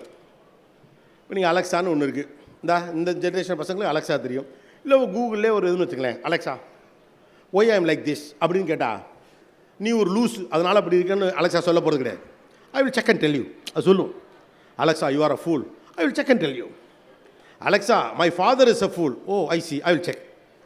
அறிவு இருக்கா அவங்க அப்போ நான் அப்படின்னு சொல்லி உன்னை எப்படி கஷ்டப்பட்டு வளர்த்தாரு. அப்போ அதுவே அலெக்ஸாக்கு போல அந்த இடத்துல அலெக்ஸா பாட்டின்னு தான் என்னெல்லாம் சொல்லியிருக்கோம். குடுமையை பிடிச்சி கூட்டு ரெண்டு கூட்டிருக்கும். உங்கள் அப்பா உன்னை பெற்று வளர்த்துக்க எவ்வளோ கஷ்டப்பட்டான் தெரியுமா, அவனை போய் முட்டா பையன் சொல்லி அறிவு இருக்கா அப்படின்னு சொல்லு. அலெக்ஸாட்ட நீங்கள் என்ன சொல்லலாம், அது ஒரு பொதுவாக சொல்ல, அலெக்ஸா ஐ லவ் யூ நான் தேங்க்யூன்றோம். கரெக்டு கிடையாது. கூகுளில் நீங்கள் என்ன வேணாலும் கேளுங்க, அது என்ன வேணாலும் சொல்லி. இப்போ எங்கள் அப்பா எந்த கடையில் டீ குடிக்கிறார், கொஞ்சம் வெயிட் பண்ணுங்கள் தம்பி, இந்த பாருங்க முக்கத்து கடையில் குடிச்சிருக்காரு, புழுகு நான் இருந்தாலும் ஆஃபீஸ் போகிறேன்னு போகலை, அங்கே உட்காந்துருக்கான், எல்லாமே சொல்லும். அப்போ நான் ரெசிப்ரிகேட்டிவ், என்னோடு உடன்படாத கருத்துக்களோடு நான் வரவே தயாராக இல்லை. இப்போ அதுதான் பிரச்சனை. மனிதர்களோடு புழங்குவது ரொம்ப சிரமமாக இருக்குது. பிள்ளைகளுக்கு ஒரு உரையாடலை தொடங்குவது எப்படின்னு கஷ்டப்படுறாங்க. ரீசெண்டாக ஒரு ஒரு ஷோவில் நாங்கள் பார்த்தோம், என்ன பண்ணுறாங்க, ஏன் இந்த பசங்களால் பேச முடியல. ஹைலி எஜுகேட்டடாக இருக்காங்க, வெல் டேலண்டடாக இருக்காங்க, மேடைகளில் ஏறி முழங்குறாங்க, அற்புதமான கட்டுரைகளை வடிக்கிறார்கள், நல்லா பேசுகிறாங்க, ஃப்ரெண்ட்ஸோட பயங்கரமாக பேசுகிறாங்க, உலக விஷயங்கள்லாம் கூட உங்களுக்கு நிறைய தெரிஞ்சுக்கணும். ஒரு கம்யூனிகேஷன் ஏன் உங்களுக்கு வரமாட்டேங்குது அப்படின்னு சொல்லி பார்க்குறப்போ உரையாடலை எப்படி தொடங்குவதுன்னு பிள்ளைகளுக்கு தெரியலை. ஒரு சூப்பர் மார்க்கெட்டுக்கு நீங்கள் போகிறீங்க, ஒரு இடத்துல ஒரு பொருளை வச்சுட்டு வந்துடுறீங்க, திரும்ப போய் இப்போ அந்த சூப்பர் மார்க்கெட்டில் அந்த பொருள் இங்கே விட்டுட்டு போயிட்டேன்னு கேட்டு எப்படி வாங்குவேன்னு கேட்டால், அங்கே ஒருத்தங்கள்ட்ட கேட்பேன், அந்த சேல்ஸ் கேர்ள்கிட்ட கேட்பேன், எப்படி கேட்பேன் அப்படின்னா, இல்லை அதான் கேட்பேன் தெரில, வேறு இல்லை அந்த மேனேஜர்கிட்ட கேட்பேன். மேனேஜர்கிட்ட என்னென்னு சொல்லி கேட்பீங்க அப்படின்னா அவங்களுக்கு வரல. ஒரு உரையாடலை தொடங்குவது சங்கோஜமாக இருக்கிறது அவர்கள். தொலைந்து போன பொருளை போய் கேட்குறது, ஏன்னா மேனேஜருங்கிற 3வது ஆள், சேல்ஸ் கேர்ளுங்கிறவங்க 3வது ஆள், அங்கே இருக்க சூப்பரண்டுங்கிறது 3வது ஆள். நாம் என்ன பண்ணியிருப்போம் சாதாரணமாக, அண்ணன் எங்கள் பேக் ஒன்று வச்சுட்டேன் கொஞ்சம் பார்க்குறீங்களா அப்படின்றோம். உரையாடலை தொடங்குவதற்கு அண்ணங்கிற வார்த்தை தேவைப்படுது, அக்காங்கிற வார்த்தை தேவைப்படுது, சாருங்கிற வார்த்தை தேவைப்படுது, பெரியவரேங்கிற வார்த்தை தேவைப்படுது, நல்லா இருக்கீங்களாங்கிற வார்த்தை தேவைப்படுது, சாப்பிட்டீங்களாங்கிற வார்த்தை தேவைப்படுது. பிள்ளைகளுக்கு உரையாடலே தொடங்க தெரியல. ஏன்னா நீங்கள் உரையாடலை தொடங்குவதற்கு சொல்லியே தரலை. என்ன சொல்லி கொடுத்துட்டீங்க, physics, chemistry, biology, maths. Tamil இங்கிலீஷும் பெருசாக சொல்லி தரதில்லை, ஏன்னா அது கட் ஆஃபில் வர்றதில்லை. அதையும் கட்டாப்பில் சேர்த்தாங்கன்னா அதையும் கூட சொல்லிக் கொடுக்க நம்ம தயாராக இருக்கோம். அப்போ பிள்ளைகளுக்கான ஸ்கில்ஸ் எங்கே போச்சு? நல்ல படித்த பிள்ளைங்க வீட்டுக்குள்ளே எவனா வந்தால் டபக்குன்னு அது ரூமுக்குள்ளே போயிடுது. வர்றவங்க இன்சல்ட்டடாக ஃபீல் பண்ணுறாங்க. நான் போகிறேன், அந்த பிள்ளை எந்திரிச்சு போகுது, அதுவும் அது வரைக்கும் உட்காந்துருப்பாங்க. ஒரு கட்டத்தில் சில வீடுகளை இப்போ என்ன பண்ண போகிறாங்க, இங்கே பாரு, ஒன்று அவங்க வருவாங்க, அவங்கள வாங்கன்னு சொல்லிட்டு தண்ணி எடுத்து கொடுக்கணும், இல்லைன்னா அவங்க வர்றதுக்கு முன்னாலே ரூமுக்குள்ளே போயிடும். அந்த இடத்துக்கு வந்து நினைப்பேன். இந்த பிள்ளையுமே நான் ஒரு நிமிஷம் சரி அம்மா இருமான்னு சொல்லிட்டு வந்தாலும் வந்துடுவான். வந்தவொடனே படக்கு நினச்சி உள்ளே போயிருங்க. ஒன்றும் முன்னாலே உள்ளே போய் தொலைஞ்சிருக்கணும். இல்லாட்டி அந்த ஆள் வந்த பிறகு வாங்க பெரிய ஆள் பொறுத்து உயரம் பொறுத்து சொல்லிட்டாவது போயிருக்கலாம். ஆள் தலையெல்லாம் நடிச்சிருக்கு தாத்தான்னு சொல்லி வைப்போம். இதே ஒன்று சொல்லலாம். தப்பாக உறவை சொல்கிறது கூட உரையாடலை தொடங்குவதற்கான வழி. நீங்கள் போய்ட்டு வயசான கொஞ்சம் பெரியவங்க வந்திருக்காங்க, அவருக்கு வந்து மாமா தான், ஆனால் அவங்க தாத்தான்னு சொல்லிட்டா அவர் சொல்லிடுவார், ஏய் நான் உன் தாத்தா கிடையாது, உன்னுடைய மாமா. நான் ஏன் உன் மாமான்னு கேட்டீங்கன்னா உங்கள் அம்மாவுக்கு இப்படி இந்த உறவுன்னு அவர் சொல்லிடுவார். அவர் பிடிச்சி உட்கார வச்சு பேசிடுவார். உரையாடலை பிள்ளைகளுக்கு தொடங்கவே தெரியல. ஏன்னா நமக்கே இப்போ உரையாடல் துவங்குது தேவை. ஒரு கல்யாண வீட்டில் ரொம்ப நாள் கழித்து சந்தித்த 4 கசின்ஸோட என்ன பேசுறதுன்னு தெரியல, எக்ஸப்ட் காசிப். அப்போ காசிப் பேசுகிற அளவுக்கு நெருக்கமாக இருக்கக்கூடிய ஆட்கள் மட்டும்தான் பேசவே முடியுது. அதுக்கடுத்து நான் சொல்லுவேன், ஹார்ம்லெஸ் காசிப்ஸ் ஆர் குட் அப்படின்னு நாங்கள் ஒரு தடவை சொன்னோம். பரவாயில்ல, தொலைஞ்சிட்டு போகுது, சுமாராக அவ்வளோ பிரச்சனை வராத காசிப்பாக பேசி தொலைங்க. ஏன்னா பேசணுமா இல்லையா? உனக்கு தெரியாது அந்த எழுத்த விட்டு பிள்ளை அந்த மாடி போய்ட்டு ஏதாவது ஒன்று ஆரம்பிக்கட்டுமே, அப்படி இப்படின்ட்டு ஏதோ ஒன்று. அப்போ உரையாடலே ஏன் தேவைப்படலைன்னா, நீ எனக்கு தேவையில்லை, உன்னோடு உரையாடுவதற்கு எனக்கு என்ன இருக்குது இல்லையா? பேங்க் வேணுமா, லோனு வேணுமான்னு கேட்டு பேங்க்லேருந்து வர ஒருத்தரோட அரை மணி நேரம் வேண்டியிருக்கு. ஏன்னா நமக்கு லோன் வேண்டியிருக்கு. வண்டி வாகனம் வாங்குறதுக்காக ஒருத்தர் அப்ரூவல் கொடுக்குறார், அவரோட பேசுகிறோம். அந்த வர்த்தக ரீதியான உரையாடல் அவ்வளவு நமக்கு தெரிஞ்சிருக்கு. உறவு ரீதியான உரையாடல் நமக்கும் தெரியல, நம்முடைய பிள்ளைகளுக்கும் தெரியல. அப்போ வாழ்க்கை என்ன ஆகுதுன்னு கேட்டால், நம்மகிட்ட மனிதர்களே நிறைய இல்லை. நம்மை சுற்றி இருக்கக்கூடிய மனிதர்கள் எல்லோரும் சுயநலவாதிகளாக இருக்கிறார்கள். நாம் அடுத்த கட்டத்தை நோக்கி நகர்வதற்கு தேவைப்படக்கூடிய தோதான அம்சங்கள் நம்மகிட்ட இல்லைங்கிறப்ப நம்ம வாழ்க்கை இங்கேயே தங்கிடுமோன்னு தொழில் ரீதியாக நினைக்கிறோம், குடும்ப ரீதியாக நினைக்கிறோம். அதெல்லாத்தையோட ஒரு வார்த்தை சொல்லட்டுமா, நல்ல சொத்து சேர்த்துருக்கோம், எல்லாம் பண்ணி வச்சுருக்கீங்க, ஆனால் ஒரு பிள்ளையோ 2 பிள்ளையோ வச்சுருக்காளுங்களா, எவ்வளவு பயப்படுறீங்க, எனக்கு பிறகு என் பிள்ளைகள் என்ன ஆவார்கள்? இந்த பயம் இல்லாத ஒரு ஆள் சொல்லுங்களேன், எனக்கு பிறகு என் பிள்ளைகள் என்ன ஆவார்? 10 லட்ச ரூபா பேங்க்கில் கிடக்கு பாஸ், 2 சொத்து வாங்கி வச்சுருக்கீங்க பாஸ், புள்ள பேரில் ஃபிக்ஸட் டெபாசிட் கிடக்கு, எல்லாம் இருக்குது, மியூச்சுவல் ஃபண்டில் பணம் இருக்குது, அம்புட்டு இருக்குது, இருக்கட்டும். ஆனால் எல்லாருக்கும் பயம் இருக்குல்ல, எனக்கு பிறகு என் பிள்ளைகள் என்ன ஆவார்கள்? 25 வருஷத்துக்கு மேலே இதெல்லாம் இல்லாதப்போ எனக்கு பிறகு என் பிள்ளை எங்கள் அண்ணன் பார்த்துக்குவான், அத்தைக்காரி பார்த்துப்பா, யாரோ ஒருத்தங்க எடுத்து பார்த்துப்பாங்கிற ஒரு நம்பிக்கை இருந்துச்சு. அப்போ என் வாழ்க்கை எங்கே போகுதுங்கிற பயம் வர்றதுக்கான காரணம் there is no support system for us. குறைந்தபட்சம் குழந்தைகளுக்கு அந்த சப்போர்ட் சிஸ்டத்தை பில்ட் பண்ண பாருங்கள். Not just the bank balance, not just the education, not the social security what you believe, அதல்ல. உங்களை சார்ந்த மனிதர்களோடு உறவாடுவதற்கும் நெருங்குவதற்குமான உரையாடல்களை அவர்களை துவக்குவதற்கு பழக்குங்கள். கொஞ்சம் அழுத்துங்க. அதெல்லாம் பசங்க கொஞ்சம் கிரிஞ்சுமா பூமருமா, இட்ஸ் ஓகே. அவனுங்க பார்க்குற கொரியன் சீரிஸும் கிரிஞ்சும் பூமராக தான் இருக்குது. 2 ஒன்று தான், 2க்கு பெரிய டிஃப்ரென்ஸ்லாம் கிடையாது. பாண்டியன் சோர்ஸை கிரிஞ்சுன்னு சொல்கிற பையெல்லாம் யார்? கொரியன் சீரிஸ் பார்க்குறவன் தான். அதுலேயும் இதே தான். அடுத்து என்ன நடக்க போகுதுன்னு தெரியும். 2 பேரும் காணா போயிடுவாங்க. அப்புறமா காலேஜில் அவன் சியோலில் படிப்பான். 20 வருஷம் கழிச்சு திரும்ப வரப்போ 2 பேரும் ஒரே பள்ளிக்கூடத்தை பார்ப்பாங்க. அந்த பள்ளிக்கூடத்தில் அவங்க ஃப்ரெண்டாக இருந்தது அப்போ தான் 2 பேருக்குமே ஞாபகம் வரும். இதே கதை தான், பேர் மட்டும் மாற்றிக்கிட்டே இருப்பாங்க. அது கொரியாவில் பேசுகிறதுனால மாடனா தெரியுது, அவ்வளவுதான். அதே தான் அங்கேயும். ஸோ நம்ம இங்கே புரிஞ்சுக்க வேண்டியது என்னன்னா, இந்த பதற்றமற்ற மனநிலை நமக்கு எப்போது இருக்கிறதோ அப்போ நம்ம லைஃப் எங்கே போகுதுங்கிற பயம் நமக்கு இருக்காது. அந்த பதட்டம் தான் நம்ம ஒரு அன்சர்டன் வேர்ல்டில் வாழ்ந்துக்கிட்டே இருக்கோம், நமக்கு நிம்மதி இல்லை, நம்முடைய வாழ்க்கை திருப்திகரமாக இல்லை அப்படிங்கிற எண்ணத்தை திரும்ப திரும்ப நமக்கு தருவதற்கான காரணம் என்ன? ஒரு பதட்டமான சூழல் நம்மக்கிட்ட இருந்துகிட்டே இருக்குது. எல்லாமும் இருந்து ஏதோ ஒன்று இல்லை என்பது போன்ற எண்ணம் இருப்பதற்கான இந்த முக்கிய காரணம் தான் வாழ்க்கை எங்கே போகுதுங்கிற கவலையை நமக்கு திரும்ப திரும்ப தந்து கொண்டே இருக்கிறதுங்கிற புரிதல் நமக்கு வந்துருச்சுன்னா ஆட்டோமேட்டிக்காக அடுத்த இடத்தை நோக்கி நகர்ந்துடலாம். நீங்கள் இவ்வளவு தூரம் அவநம்பிக்கையெல்லாம் மக்கள் மேலே வைக்க வேண்டியது சமீப காலமாக இது ரொம்ப அதிகமாக இருக்குது. மனிதர்களை நம்பாதன்னு தொடர்ச்சியாக பல்வேறு விதமான பிரச்சாரங்கள் எல்லா வகையிலையும் சொல்லப்பட்டுக்கிட்டே வந்துருச்சு. ஊடகங்கள் அதுக்கு முக்கியமான காரணம் அப்படின்னு ஒரு விமர்சனம் இருக்குது, அதை மறுக்க முடியாது. எல்லா வகையும். ஆனால் அப்படி டயலாக் வச்சா எல்லோரும் கைத்தட்டாங்க. சொந்தக்காரனா ஏமாத்தோன்னு சொன்னால் பயங்கரமாக கைத்தட்டான், நண்பன் துரோகம் செய்வானா பயங்கரமாக கைத்தட்டான், கூட இருக்கவங்களாம் குழிபறிப்பான்னு சொன்னால் எல்லோரும் கைத்தட்டான். ஆனால் அவனுக்கும் ஏதோ ஒரு தாய்மாமே அவன் ரொம்ப கஷ்டப்பட்டு அவனை படிக்க வச்சவன் இருக்கான். அவன் கண்ணு முன்னால் அவனுக்காக பரிந்து பேசிய ஒரு வாத்தியார் இருக்காது, அவன் வாழ்க்கையில் அவன் சந்திச்சிருக்கான். ஸ்கூல் ஃபீஸை காட்ட காசு இல்லைங்கிறப்ப தன் கையிலேருந்து காசு கட்டின ஒரு ஸ்கூல் வாத்தியார் அவனுக்கு தெரியும். அவ்வளோ பேரை தெரிஞ்சும் கூட மனுஷன் மோசமானவன் அவன் நம்புகிறான். அரசு பள்ளி ஆசிரியர்களும் மாணவர்களுமாக ஒரு ஷோவை நாங்கள் வச்சோம். அது ரொம்ப நெகிழ்வாக பார்த்ததுன்னா, கிட்டத்தட்ட அங்கே உட்கார்ந்த ஆசிரியர்களில் பாதிக்கும் மேற்பட்டவர்கள் தன்னிடம் படிக்கக்கூடிய மாணவர்களுக்கு புத்தகங்கள் வாங்கி கொடுப்பதற்காக தங்கள் சொந்த பணத்தை கொடுத்திருக்கிறார்கள். அவனுக்கு தேவைப்படக்கூடிய கருவிகளை வாங்கி கொடுப்பதற்காக சொந்த பணத்தை கொடுத்திருக்கிறார்கள். அப்போ அந்த மனுஷன்லாம் இல்லையா, செத்து போயிட்டானா என்ன? அப்படிலாம் கிடையாது. நான் இருக்கேன்டான்னு சொல்ல எவனோ ஒருத்தர் இருக்கிற வரைக்கும் இந்த உலகத்தை எப்படி மனுஷன் இல்லைன்னு நீங்கள் சொல்ல முடியும்? இது ஒரு ஆர்டிஃபிஷியலாக மனிதர்கள் மீது நம்பிக்கையற்ற நிலையை நம்ம மாற்றிக்கிட்டே இருக்கோம். எதிர்த்தாப்பில் இருக்கவே நம்மகிட்ட ஏதோ திருடத்தான் போகிறாங்கிற பயத்தோடய மனுஷனை வாழ்க்கையில் வச்சிருக்குது. இன்னொரு மனுஷனை நம்பாத ஒரு ஸ்ட்ரக்சரில் உங்களை வச்சிருக்கதா ஒரு அரசியல். மனுஷனை நம்புங்க, 10 பேரில் 2 பேர் ஏமாற்றத்தான் செய்வான். அந்த 2 பேர் தான் மற்றவங்க எல்லாரும் முடிவு பண்ணிடக்கூடாது இல்லையா? யாரோ ஒருவன் உங்களுக்கு செய்த துரோகத்தினால் ஒட்டுமொத்த மனிதனே துரோகம் செய்யக்கூடியவன் நீங்கள் முடிவெடுக்க முடியாது. யாரோ ஒருவர் உங்கள் குடும்பத்தில் இருக்கக்கூடிய ஒருவர் உங்களுடைய நம்பிக்கைக்கு விரோதமாக நடந்து கொண்டார், தவறான விஷயத்தை செய்து விட்டாருங்கிறதுக்காண்டி உறவுகளே அப்படித்தான் என்றால் நீங்கள் நம்பிடலாம் முடியாது. அந்த நம்பிக்கை நம்மளை எங்கே கொண்டு போய் தனித்த ஆளாக மாற்றிக்கொண்டே இருக்கு. நமக்கு ஆள் இல்லை, அவன் கெட்டவன் இவன் நம்மளை இப்படி பண்ண பார்த்தான், அவன் நம்மளை இப்படி பண்ண பார்த்தான். அந்த மனநிலையில் பிள்ளைகள்கிட்ட என்ன சொல்லி போகிறான், யாரையும் நம்பாத, சித்தப்பனை நம்பாத, அப்படி சித்தப்பனை நம்பாதன்னு அம்மாக்கெல்லாம் நல்லா அங்கிட்டு போய் சிப்பிடுறது. சித்தப்பனை நம்பாத, உன் அத்தையை நம்பாத. அந்த அப்பாக்களுக்கு இந்த விவரம் பத்தாது, அதனால் இவனு பெருசாக சொல்கிறதில்ல. கொஞ்சம் புத்திசாலி அப்பனுக்கு இப்போ என்ன சொல்லி போகிறாங்க, யாரை வேணாலும் நம்பு, சித்தியை நம்பாத. யார்? அவர் ஒய்ஃபோட தங்கச்சி. அவங்க குடும்பத்தை நம்பாதனி வரும், இவங்க குடும்பத்தை நம்பாதனி வரும். சரி, 2 குடும்பத்தையும் நம்ப மாட்டான். இப்போ யாரடா நம்புறதுன்னா அதுலேயும் ஒரு சண்டை வந்துடுது அம்மா அப்பாக்களுக்குள்ள. இனி என்னையே நம்பு, உங்கள் அப்பா இருக்காரு, உன் தங்கச்சிக்கு தாண்டா செய்வார், கடைசி வரைக்கும் அம்மா தாண்டா உனக்கு. அங்கேயும் 2 கேமை பிரித்து விட்றாங்க.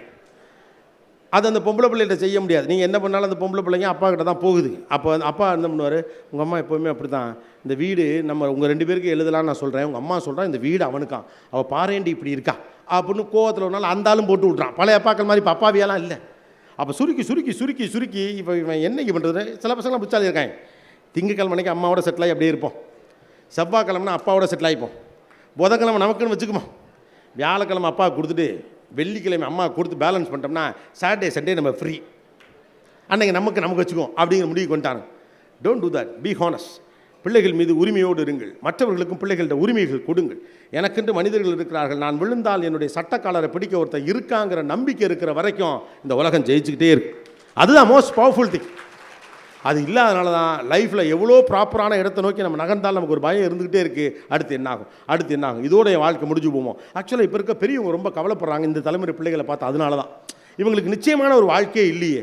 நான்லாம் கஷ்டப்பட்டேன், போனேன், பெருசாக காசு பணம் பண்ணலைனாலும் கூட எனக்கு நிச்சயமான ஒரு வாழ்க்கை இருந்தது. இவ்வளவு நெருக்கடி இருந்துச்சுன்னா எனக்குன்னு ஒருத்தர் வந்துருவான ஒரு நம்பிக்கை இருந்துச்சு. ரொம்ப பொருளாதாரத்தில் பிரச்சனை வந்துச்சுன்னா அந்த மேலத்தில் இருக்கக்கூடிய என்னோட படித்த அந்த நண்பன்கிட்ட நான் கேட்டால் அவன் என்னமாவது பண்ணி உருட்டி தந்துருவான் அப்படின்னு அவன் நம்பினார். ஒன்றுமே இல்லைனாலும் என் மச்சாக்காரன்ட்ட போய் நின்னா அவன் எதையாவது ஒன்றை பண்ணி எனக்காக பண்ணி கொடுத்துருவான், ஏன்னா நான் அவனுக்கு செஞ்சுருக்கேன்ல அப்படின்னு. இப்போ கொடுக்குறதும் இல்லை, வாங்குறதும் இல்லை. இதே போதனையை புத்தியெல்லாம் அவங்களுக்கு சொல்லிவிடுறது. அடுத்த வீட்டுக்கு போனால், சொந்தக்காரங்க வீட்டில் போனால் கூட ஒரு பொம்மை மேலே கை வைக்க முடியல. பொம்மை மீது அவங்க வீட்டில் போய்ட்டு அந்த பொம்மையை நீ எடுத்து நோன்ற, நீங்கள்லாம் ஒரு பிள்ளையா? எனக்கு புரியவே இல்லை. குழந்தை பொம்மையை நோக்கி தானே போகும். நாகரிகங்கிற பேரில் நீங்கள் வளர்த்து வச்சுருக்கலாம் பாருங்க. தாய்மாமன் கொண்டாந்து சாக்லேட் கொடுக்குறான், அவங்ககிட்ட மாமாவுக்கு தேங்க்ஸ் சொல்லு. எதுக்கு இது படித்தாங்கன்னே தெரியல. அவன் மாமன் வெறுங்கோயோடு வந்திருந்தால் அவனை வச்சு செய்ய போகிறீங்க இல்லையா? ஏன்டா வீட்டில் ஒரு புள்ள இருக்குது, அக்கா காரி வீட்டுக்கு இருக்க, அறிவு இல்லை, ஆரஞ்சு பழம் கூட வாங்கி தரல, நீலாம் ஒரு மனுஷனாக தூணு துப்ப போகிறீங்க. அவன் கொடுத்தான், மாமாவுக்கு தேங்க்ஸ் சொல்லு. இந்த குட் மார்னிங்கையும் தேங்க்ஸையும் ஒழிக்கிற வரைக்கும் எல்லாருக்கெல்லாம் தேங்க்ஸ் சொல்லக்கூடாது. எல்லாருக்கும் எதுக்கு தேங்க்ஸ் சொல்லணும்? எனக்கு புரியவே இல்லை. கடமையோடும் உரிமையோடும் பிரியத்தோடும் செய்கிற ஒருத்தனை அந்நியப்படுத்துகிற ஒரு வார்த்தையாக சில இடத்துல நாகரிகம். நான் இல்லைன்னு சொல்ல, தேங்க்ஸ் சொல்லுங்கள். யாரோ ஒருத்தர் செஞ்சா சரி தான். தாய் மாமங்கிற ஆசையாக வாங்கி அந்த அல்வா ஊட்டி விடுறான், தேங்க்ஸ் மாமா அப்படின்னு தின்னுக்கிட்டே சொல்லுது. அவனுக்கு வயிற்றுச்சலாக இருக்குது, என்னடா உறுத்து இருக்குது எனக்கு, நான் வாங்கி கொடுக்குறேன். அவன் கேட்கணும், நிலைமையை மாற்றி விட்டீங்க. மாமங்காரன் உள்ளே வந்தான்னா அவன் கையை பிடிச்சி, மாமா சாயந்தரம் கடைக்கு கூட்டிகிட்டு போய் எனக்கு நோட்டு வாங்கி கொடு, கடைக்கு கூட்டிகிட்டு போய் ஸ்கேலு வாங்கி கொடு. அவன் கையை அறுத்துக்கிட்டு செய்வான். That's call relationship. சின்னதாக சிரமப்படட்டுமே, என்ன தப்பு? அப்போ தானே அவனுக்கு அவன் மேலேயும் பாண்டிங் வரும், மாமா இருக்காங்கிற நம்பிக்கை வரும். நாளைக்கு அவன் பெரிய ஆளா, எங்கள் அம்மா அப்பா மட்டும் பார்த்தா போதாது, எங்கள் மாமா முடியாமல் கிடக்கிறார், நான் மாமா போய் பார்ப்பேன் அப்படிங்கிற எண்ணம் அப்போ தானே வரும். அது வராமல் எப்படி ஒருத்தனை உருவாக்குவீங்க? அவனை தேங்க்ஸ் குட் மார்னிங்லேயே வச்சுருந்தீங்கன்னா அவன் என்ன ஆவான்? நான்லாம் என் பொண்ணுக்கிட்ட ஒன்று தான் சொல்லுவேன், யாருக்கிட்டெல்லாம் நீ தேங்க்ஸ் சொல்லணுமோ அவங்கள்ட்ட வாங்காது, யாருக்கிட்டெல்லாம் நீ வாங்குறியோ அவங்கள்ட்டெல்லாம் தேங்க்ஸ் சொல்லக்கூடாது. அவ்வளோதான். அந்த உரிமை இருக்க தானே வாங்க போகிறேன். வீட்டுக்கு வரான், பழகிறான், சித்தப்பானா இருக்கான், இல்லை சித்தப்பா மாதிரி பழகக்கூடிய ஒரு நண்பன் இருக்கான், நான் அவன் பிறந்ததுலேருந்து அவனுக்கு தெரியும்னா அவங்ககிட்ட போய் இதுக்கு தேங்க்ஸ் சொல்லணும். உள்ளே உறுத்தாது, சங்கடமாக இருக்காது. எனக்கெல்லாம் அப்படி யாராச்சும் சொன்னால் சங்கடமாக இருக்கும். அவ்வளோ நெருக்கமான வீட்டில் நம்ம போயிட்டு கொடுக்குறப்ப தேங்க்யூ அப்படின்னு சொல்லிட்டா, இதனா மொத்தமாக தேங்க்யூட்டிங்க, இட்லிக்கு ஒன்றும் இல்லைனா மிளகாப்பொடி வைக்கிற மாதிரி இருக்குது, சும்மா வச்சு விட்டு சாப்பிடு அப்படி மயில, அந்த மாதிரி ஒரு ஃபீலிங் இருக்குது. அந்த சின்ன சின்ன உரிமைகள் இருக்குல்ல, அது பிள்ளைகளுக்கு கிடைக்கிறது. That gives some protection. Yes, எனக்கு ஒரு மாமா இருக்கார், சித்தப்பா இருக்கார், பெஸ்ட் ஃப்ரெண்டு ஒருத்தர் இருக்கான். அதனால தான் அந்த லேயர்லாம் அந்த பக்கம் திருப்பிட்டாங்க. இங்கிட்ட ஆள் இல்லாததுனால சின்னத்தை பெரியத்தை, பெரிய மாமா சின்ன மாமா, பெரியப்பா சித்தப்பா, சித்தப்பாவில் சின்ன சித்தப்பா, நடு சித்தப்பா, மேல் வீட்டு சித்தப்பா, டவுன் சித்தப்பான்னு ஒரு 5-6 பேர் இருந்தாங்க. பூரா பேரை கட் பண்ணி விட்டதுனால இப்போ என்ன பண்ணுறது தெரியாமல் friend, best friend, bestie, boy bestie, girl bestie, bestie, super bestie. என்ன பண்ணி, ஏன்னா நீங்கள் ஆள் கொடுக்கல. ஆள் கொடுத்துருந்தா அங்கிட்ட அத்தை பொண்ணு இத்த பொண்ணு ஏதாவது லேசாக விளையாடிட்டு இருந்திருப்பாங்க. பூரா பேரும் எல்லாத்தையும் கூப்பிடுறது அத்தை பொண்ணு மாமா பொண்ணு எல்லாரையும் ஒரே பேர் தான் அக்கா. வயசில் கூட இருக்கலாம் அக்கா, வயசில் கூட இருக்கலாம் அண்ணே, இல்லாட்டி டியூட், ப்ரோ. நீங்களே இதை என்ஜாய் பண்ணுறீங்க, உங்களுக்கு அது பிடிச்சிருக்கு. ஏதோ இங்கிலீஷில் சொல்கிறாங்க, சம்பந்தம் இல்லாமலாம் சொல்கிறாங்க. முறப்பையனை போயிட்டு அப்படி இருந்தால் அப்புறம் எல்லாம் ஒரே மாதிரி இருக்காது, போர் அடிக்காது. ஆக்சுவலாக உங்களுக்குலாம் உங்கள் நெக்ஸ்ட் ஜென்ரேஷனில் காண்டு, உங்களுக்குலாம் உங்கள் அத்தை பையன் வந்தாலே எவ்வளோ கிளுகிளுன்னு இருக்கும். அது ஒரு ஃபீல் தானே, அதெல்லாம் நீங்கள் என்ஜாய் பண்ண வேணாம். பூரா பேர் வாரியா புரோட்டா திம்போ அப்படிங்கிறாங்க. என்னது டேஸ்ட்டே இல்லாமல் ஒரு life. Give them an atmosphere. அதாவது என்விரான்மெண்ட்டுன்னு ஒன்று விஷயத்தை பற்றி பேசுகிறப்போ எப்போதுமே ஆங்கிலத்தை ஒட்டிய விஷயங்களை தான் பெரிய என்விரான்மெண்ட் பேசுகிறோம். சோஷியல் என்விரான்மெண்ட்டுங்கிறது நம்மளோட பொறுத்தவரைனா நம்ம ரிலேஷன்ஷிப்போட சேர்ந்து ட்ராவல் பண்ணுற social environment is much of an important thing. அது ஆங்கிலத்தில் சொல்லும்போது பெருசாக இருக்குது. The socio political economical environment அப்படின்னு நான் சொன்னேன். ஐயா ஏதோ இங்கிலீஷில் பேசுது, பெரிய விஷயம் போல் இருக்குது அப்படின்னு சொல்லும். சித்தப்பா மக்கள் பெரியப்பா மக்கள் எல்லாரும் நல்லா ஒன்றா கூடி புழங்கி இருக்கிறோன்னா சரி ஏதோ பழச சொல்கிறாரு போல் அப்படி இருக்குது. அதனால தான் ஏதாவது பழைய விஷயம் மாதிரி இருக்கும், ஆனால் முக்கியம் நினச்சா அதை இங்கிலீஷில் பேசிடுது. சேப்பாக இருக்கேன் போய் சொல்லுவாங்க, கேட்டால் மாட்டே ஏதோ கரெக்டாக சொல்லியிருக்கான் போல் இருக்குன்னு அதான் தோணட்டும் அப்படிங்கிறதுக்காண்டி. ஸோ பிள்ளைங்களுக்கு ஒரு ப்ரொடெக்டடான அட்மாஸ்பியரை கிரியேட் பண்ணி கொடுக்கணும்னா அதற்கான மனிதர்களோடு இருக்கணும். அதுக்காண்டி பழைய சென்டிமெண்ட்டுகளை போட்டு புரட்டிக்கிட்டே இருங்க அப்படின்னு நான் சொல்லலை. ஆனால் சொல்ல ட்ரை பண்ணுறது ஒன்றே ஒன்று தான். நீங்கள் சந்தோஷமாக இருக்க வேண்டுமென்றால், எதிர்காலம் எனக்கு எப்படி இருக்குங்கிற நம்பிக்கை உங்களுக்கு இருக்க வேண்டுமென்றால், நீங்கள் பாதுகாப்பான ஒரு சூழலில் இருப்பதாக நீங்கள் நினைக்க வேண்டும். நான் மட்டுமே அதை செய்துவிட முடியும் என்ற நம்பிக்கையோடும் அதே எண்ணத்தோடும் அதை நீங்கள் அணுகுவீர்கள் என்றால் அது சிரமம் தான். முதலேருந்து ஆரம்பமா மணி ஆயிடுச்சு. ஏன்னா நிறைய பேர் நடுச்சீட்லாம் எஸ் ஆகிட்டாங்க. இந்த பின்னால் உட்காந்துருக்கவங்க ரெக்டாக என் கண் பார்வையிலக்கெல்லாம் நடவர முடியாமல் பாவம் இருக்காங்க. முன்வரிசையில் ஆட்களால் மூவ் பண்ணவே முடியாது. ஏன்னா எல்லோரும் உத்து வேற பார்த்துக்கிட்டே இருக்கேன். அப்போ கூட ஒரு பாட்டி பாவம் கிளம்பிட்டாங்க, ஏன்னா வயசாச்சு. இல்லை நீங்கள் கிளம்புங்க எனக்கு புரியுது, எனக்கே கிளம்பணும் போல தான் இருக்குது, விழாக்குழு விடாது, அதனால் பேசிகிட்டு இருக்கேன். அப்போ இல்லை நீங்கள் அப்போ ஃபஸ்ட்லேருந்து வருவோம். ஏன் என் வாழ்க்கை இப்படி போயிட்டே இருக்குது அப்படின்னு நடக்கிறதுக்கான முதல் முக்கியமான ரீசன் என்ன, அதுலேருந்து பார்ப்போம். ஃபர்ஸ்ட் பாயிண்ட், எல்லோரும் ஜெயிக்கலாம், என்னால் ஜெயிக்க முடியுங்கிற ஆதங்கம் நமக்கு இருக்குது. ஆனால் உண்மையாக நீங்கள் கவனித்து பார்த்தீங்கன்னா வெல் டைரக்டட் இன்டெலிஜென்ஸ் அப்படின்னு ஒன்று இருக்குது. சரியான திசையில் செலுத்தப்படுகிற அறிவின் மூலமாகத்தான் நீங்கள் நினைத்த இடத்தை அடைய முடியும். அதனால் உங்கள் அறிவை சரியான திசையில் செலுத்துறீங்களா அப்படிங்கிறத கவனிச்சுக்கோங்க. ரெண்டாவது, ஏற்றுக்கொள்ளப்பட்ட இயலாமைகள். ஒன்றால் இதை செய்ய முடியாதுன்னு யாரோ ஏதோ ஒரு காலகட்டத்தில் நீங்கள் இயலாமையோடு இருந்தபோது சொன்னதால் அதை அப்படியே ஏற்றுக்கொள்ள வேண்டும் என்று அவசியமில்லை. அதை உடைத்து விட்டு அடுத்த இடத்திற்கு வர பாருங்கள். மூன்றாவது, உங்கள் துறை சாராத ஒருவர் சம்பந்தம் இல்லாமல் உங்களை பற்றி வைக்கக்கூடிய கமெண்ட் என்பது அவருடைய அபிப்பிராயம் தானே தவிர அது நீங்கள் அல்ல, அதல்ல உண்மை. அதை நீங்கள் நம்ப வேண்டும் என்ற அவசியம் கிடையாது. நான்காவது, இந்த உலகத்தில் இருக்கக்கூடிய எல்லோரையும் திருப்திப்படுத்த முடியாத ஒரு வாழ்க்கையை வாழ வேண்டும் என்று நீங்கள் நினைக்கிற போது வாழ்க்கை பல டைரெக்ஷனில் போகும், நீங்கள் நினச்ச டைரெக்ஷனில் போகாது. வாழ்க்கை எங்கே போகுதுங்கிற குழப்பம் மறுபடியும் வந்து கொண்டே தான் இருக்கும். ஐந்தாவது, மனிதர்களிடமிருந்து விலக சின்ன பயம் நமக்குள் தொற்றிக்கொள்கிறது. அதை காம்பன்சேட் பண்ணுறதுக்காக நம்ம கடுமையாக போராடி கொண்டே இருக்கிறோம். அந்த போராட்டம் ஒரு எரிச்சலையும் ஆத்திரத்தையும் நமக்குள் உண்டாக்கி வைத்திருக்கிறது. ஆறாவது, அதை மீட்டெடுக்க மகிழ்ச்சியாக இருக்கணும் அப்படின்னு நம்ம நினச்சோம்னா, மகிழ்ச்சியாக இருப்பதற்கு பணம் சம்பாதிப்பது தான் வழி என்பது போல நமக்கு சொல்லித்தரப்பட்ட ஒரு நெருக்கடி இருப்பதனால தொடர்ச்சியாக அதன் பின்னால் ஓடுவதால் மகிழ்ச்சியாக இருக்கும் சூழல் இல்லை. ஏழாவது, எல்லாமும் இருந்து உள்ளத்துக்குள் ஏதோ பயம் இருப்பதற்கான காரணம், என் பாதை சரியான திசையில் போய் அடையாது என்ற பயம் இருப்பதற்கான காரணம், நமக்கான ப்ரொடெக்டட் ஸ்ட்ரக்சர் நம்மளை சுற்றி இல்லை. நாம் தனி நபர்களாக இருக்கிறோம் என்ற எண்ணம் இருப்பதால் நம்மால் அடுத்த இடத்தை நோக்கி நகர முடியவில்லை. எட்டாவது, என்னால் மட்டும்தான் இதை செய்ய முடியும், மற்றவர்களுக்கு அந்த தகுதி இல்லை என்று நீங்கள் நம்புகிற வரைக்கும் நீங்கள் வாழ்க்கையை சுமந்து கொண்டே இருக்க வேண்டியிருக்கும். வாழ்க்கையை சுமப்பதை நிறுத்துங்கள், மகிழ்ச்சியாக இருப்பதற்கு முனையுங்கள். 9, உங்கள் பிள்ளைகளுக்கான சர்க்கிளை பில்ட் பண்ணி கொடுங்க. அந்த சர்க்கிளை நீங்கள் பில்ட் பண்ணி கொடுக்குறப்ப பிள்ளைகள் நான் தனிநபர்கள் அல்ல என்ற நம்பிக்கை அவர்களுக்கு இருக்கும். நம்பிக்கையோடு அடுத்த இடத்தை நோக்கி பயணிப்பார்கள்.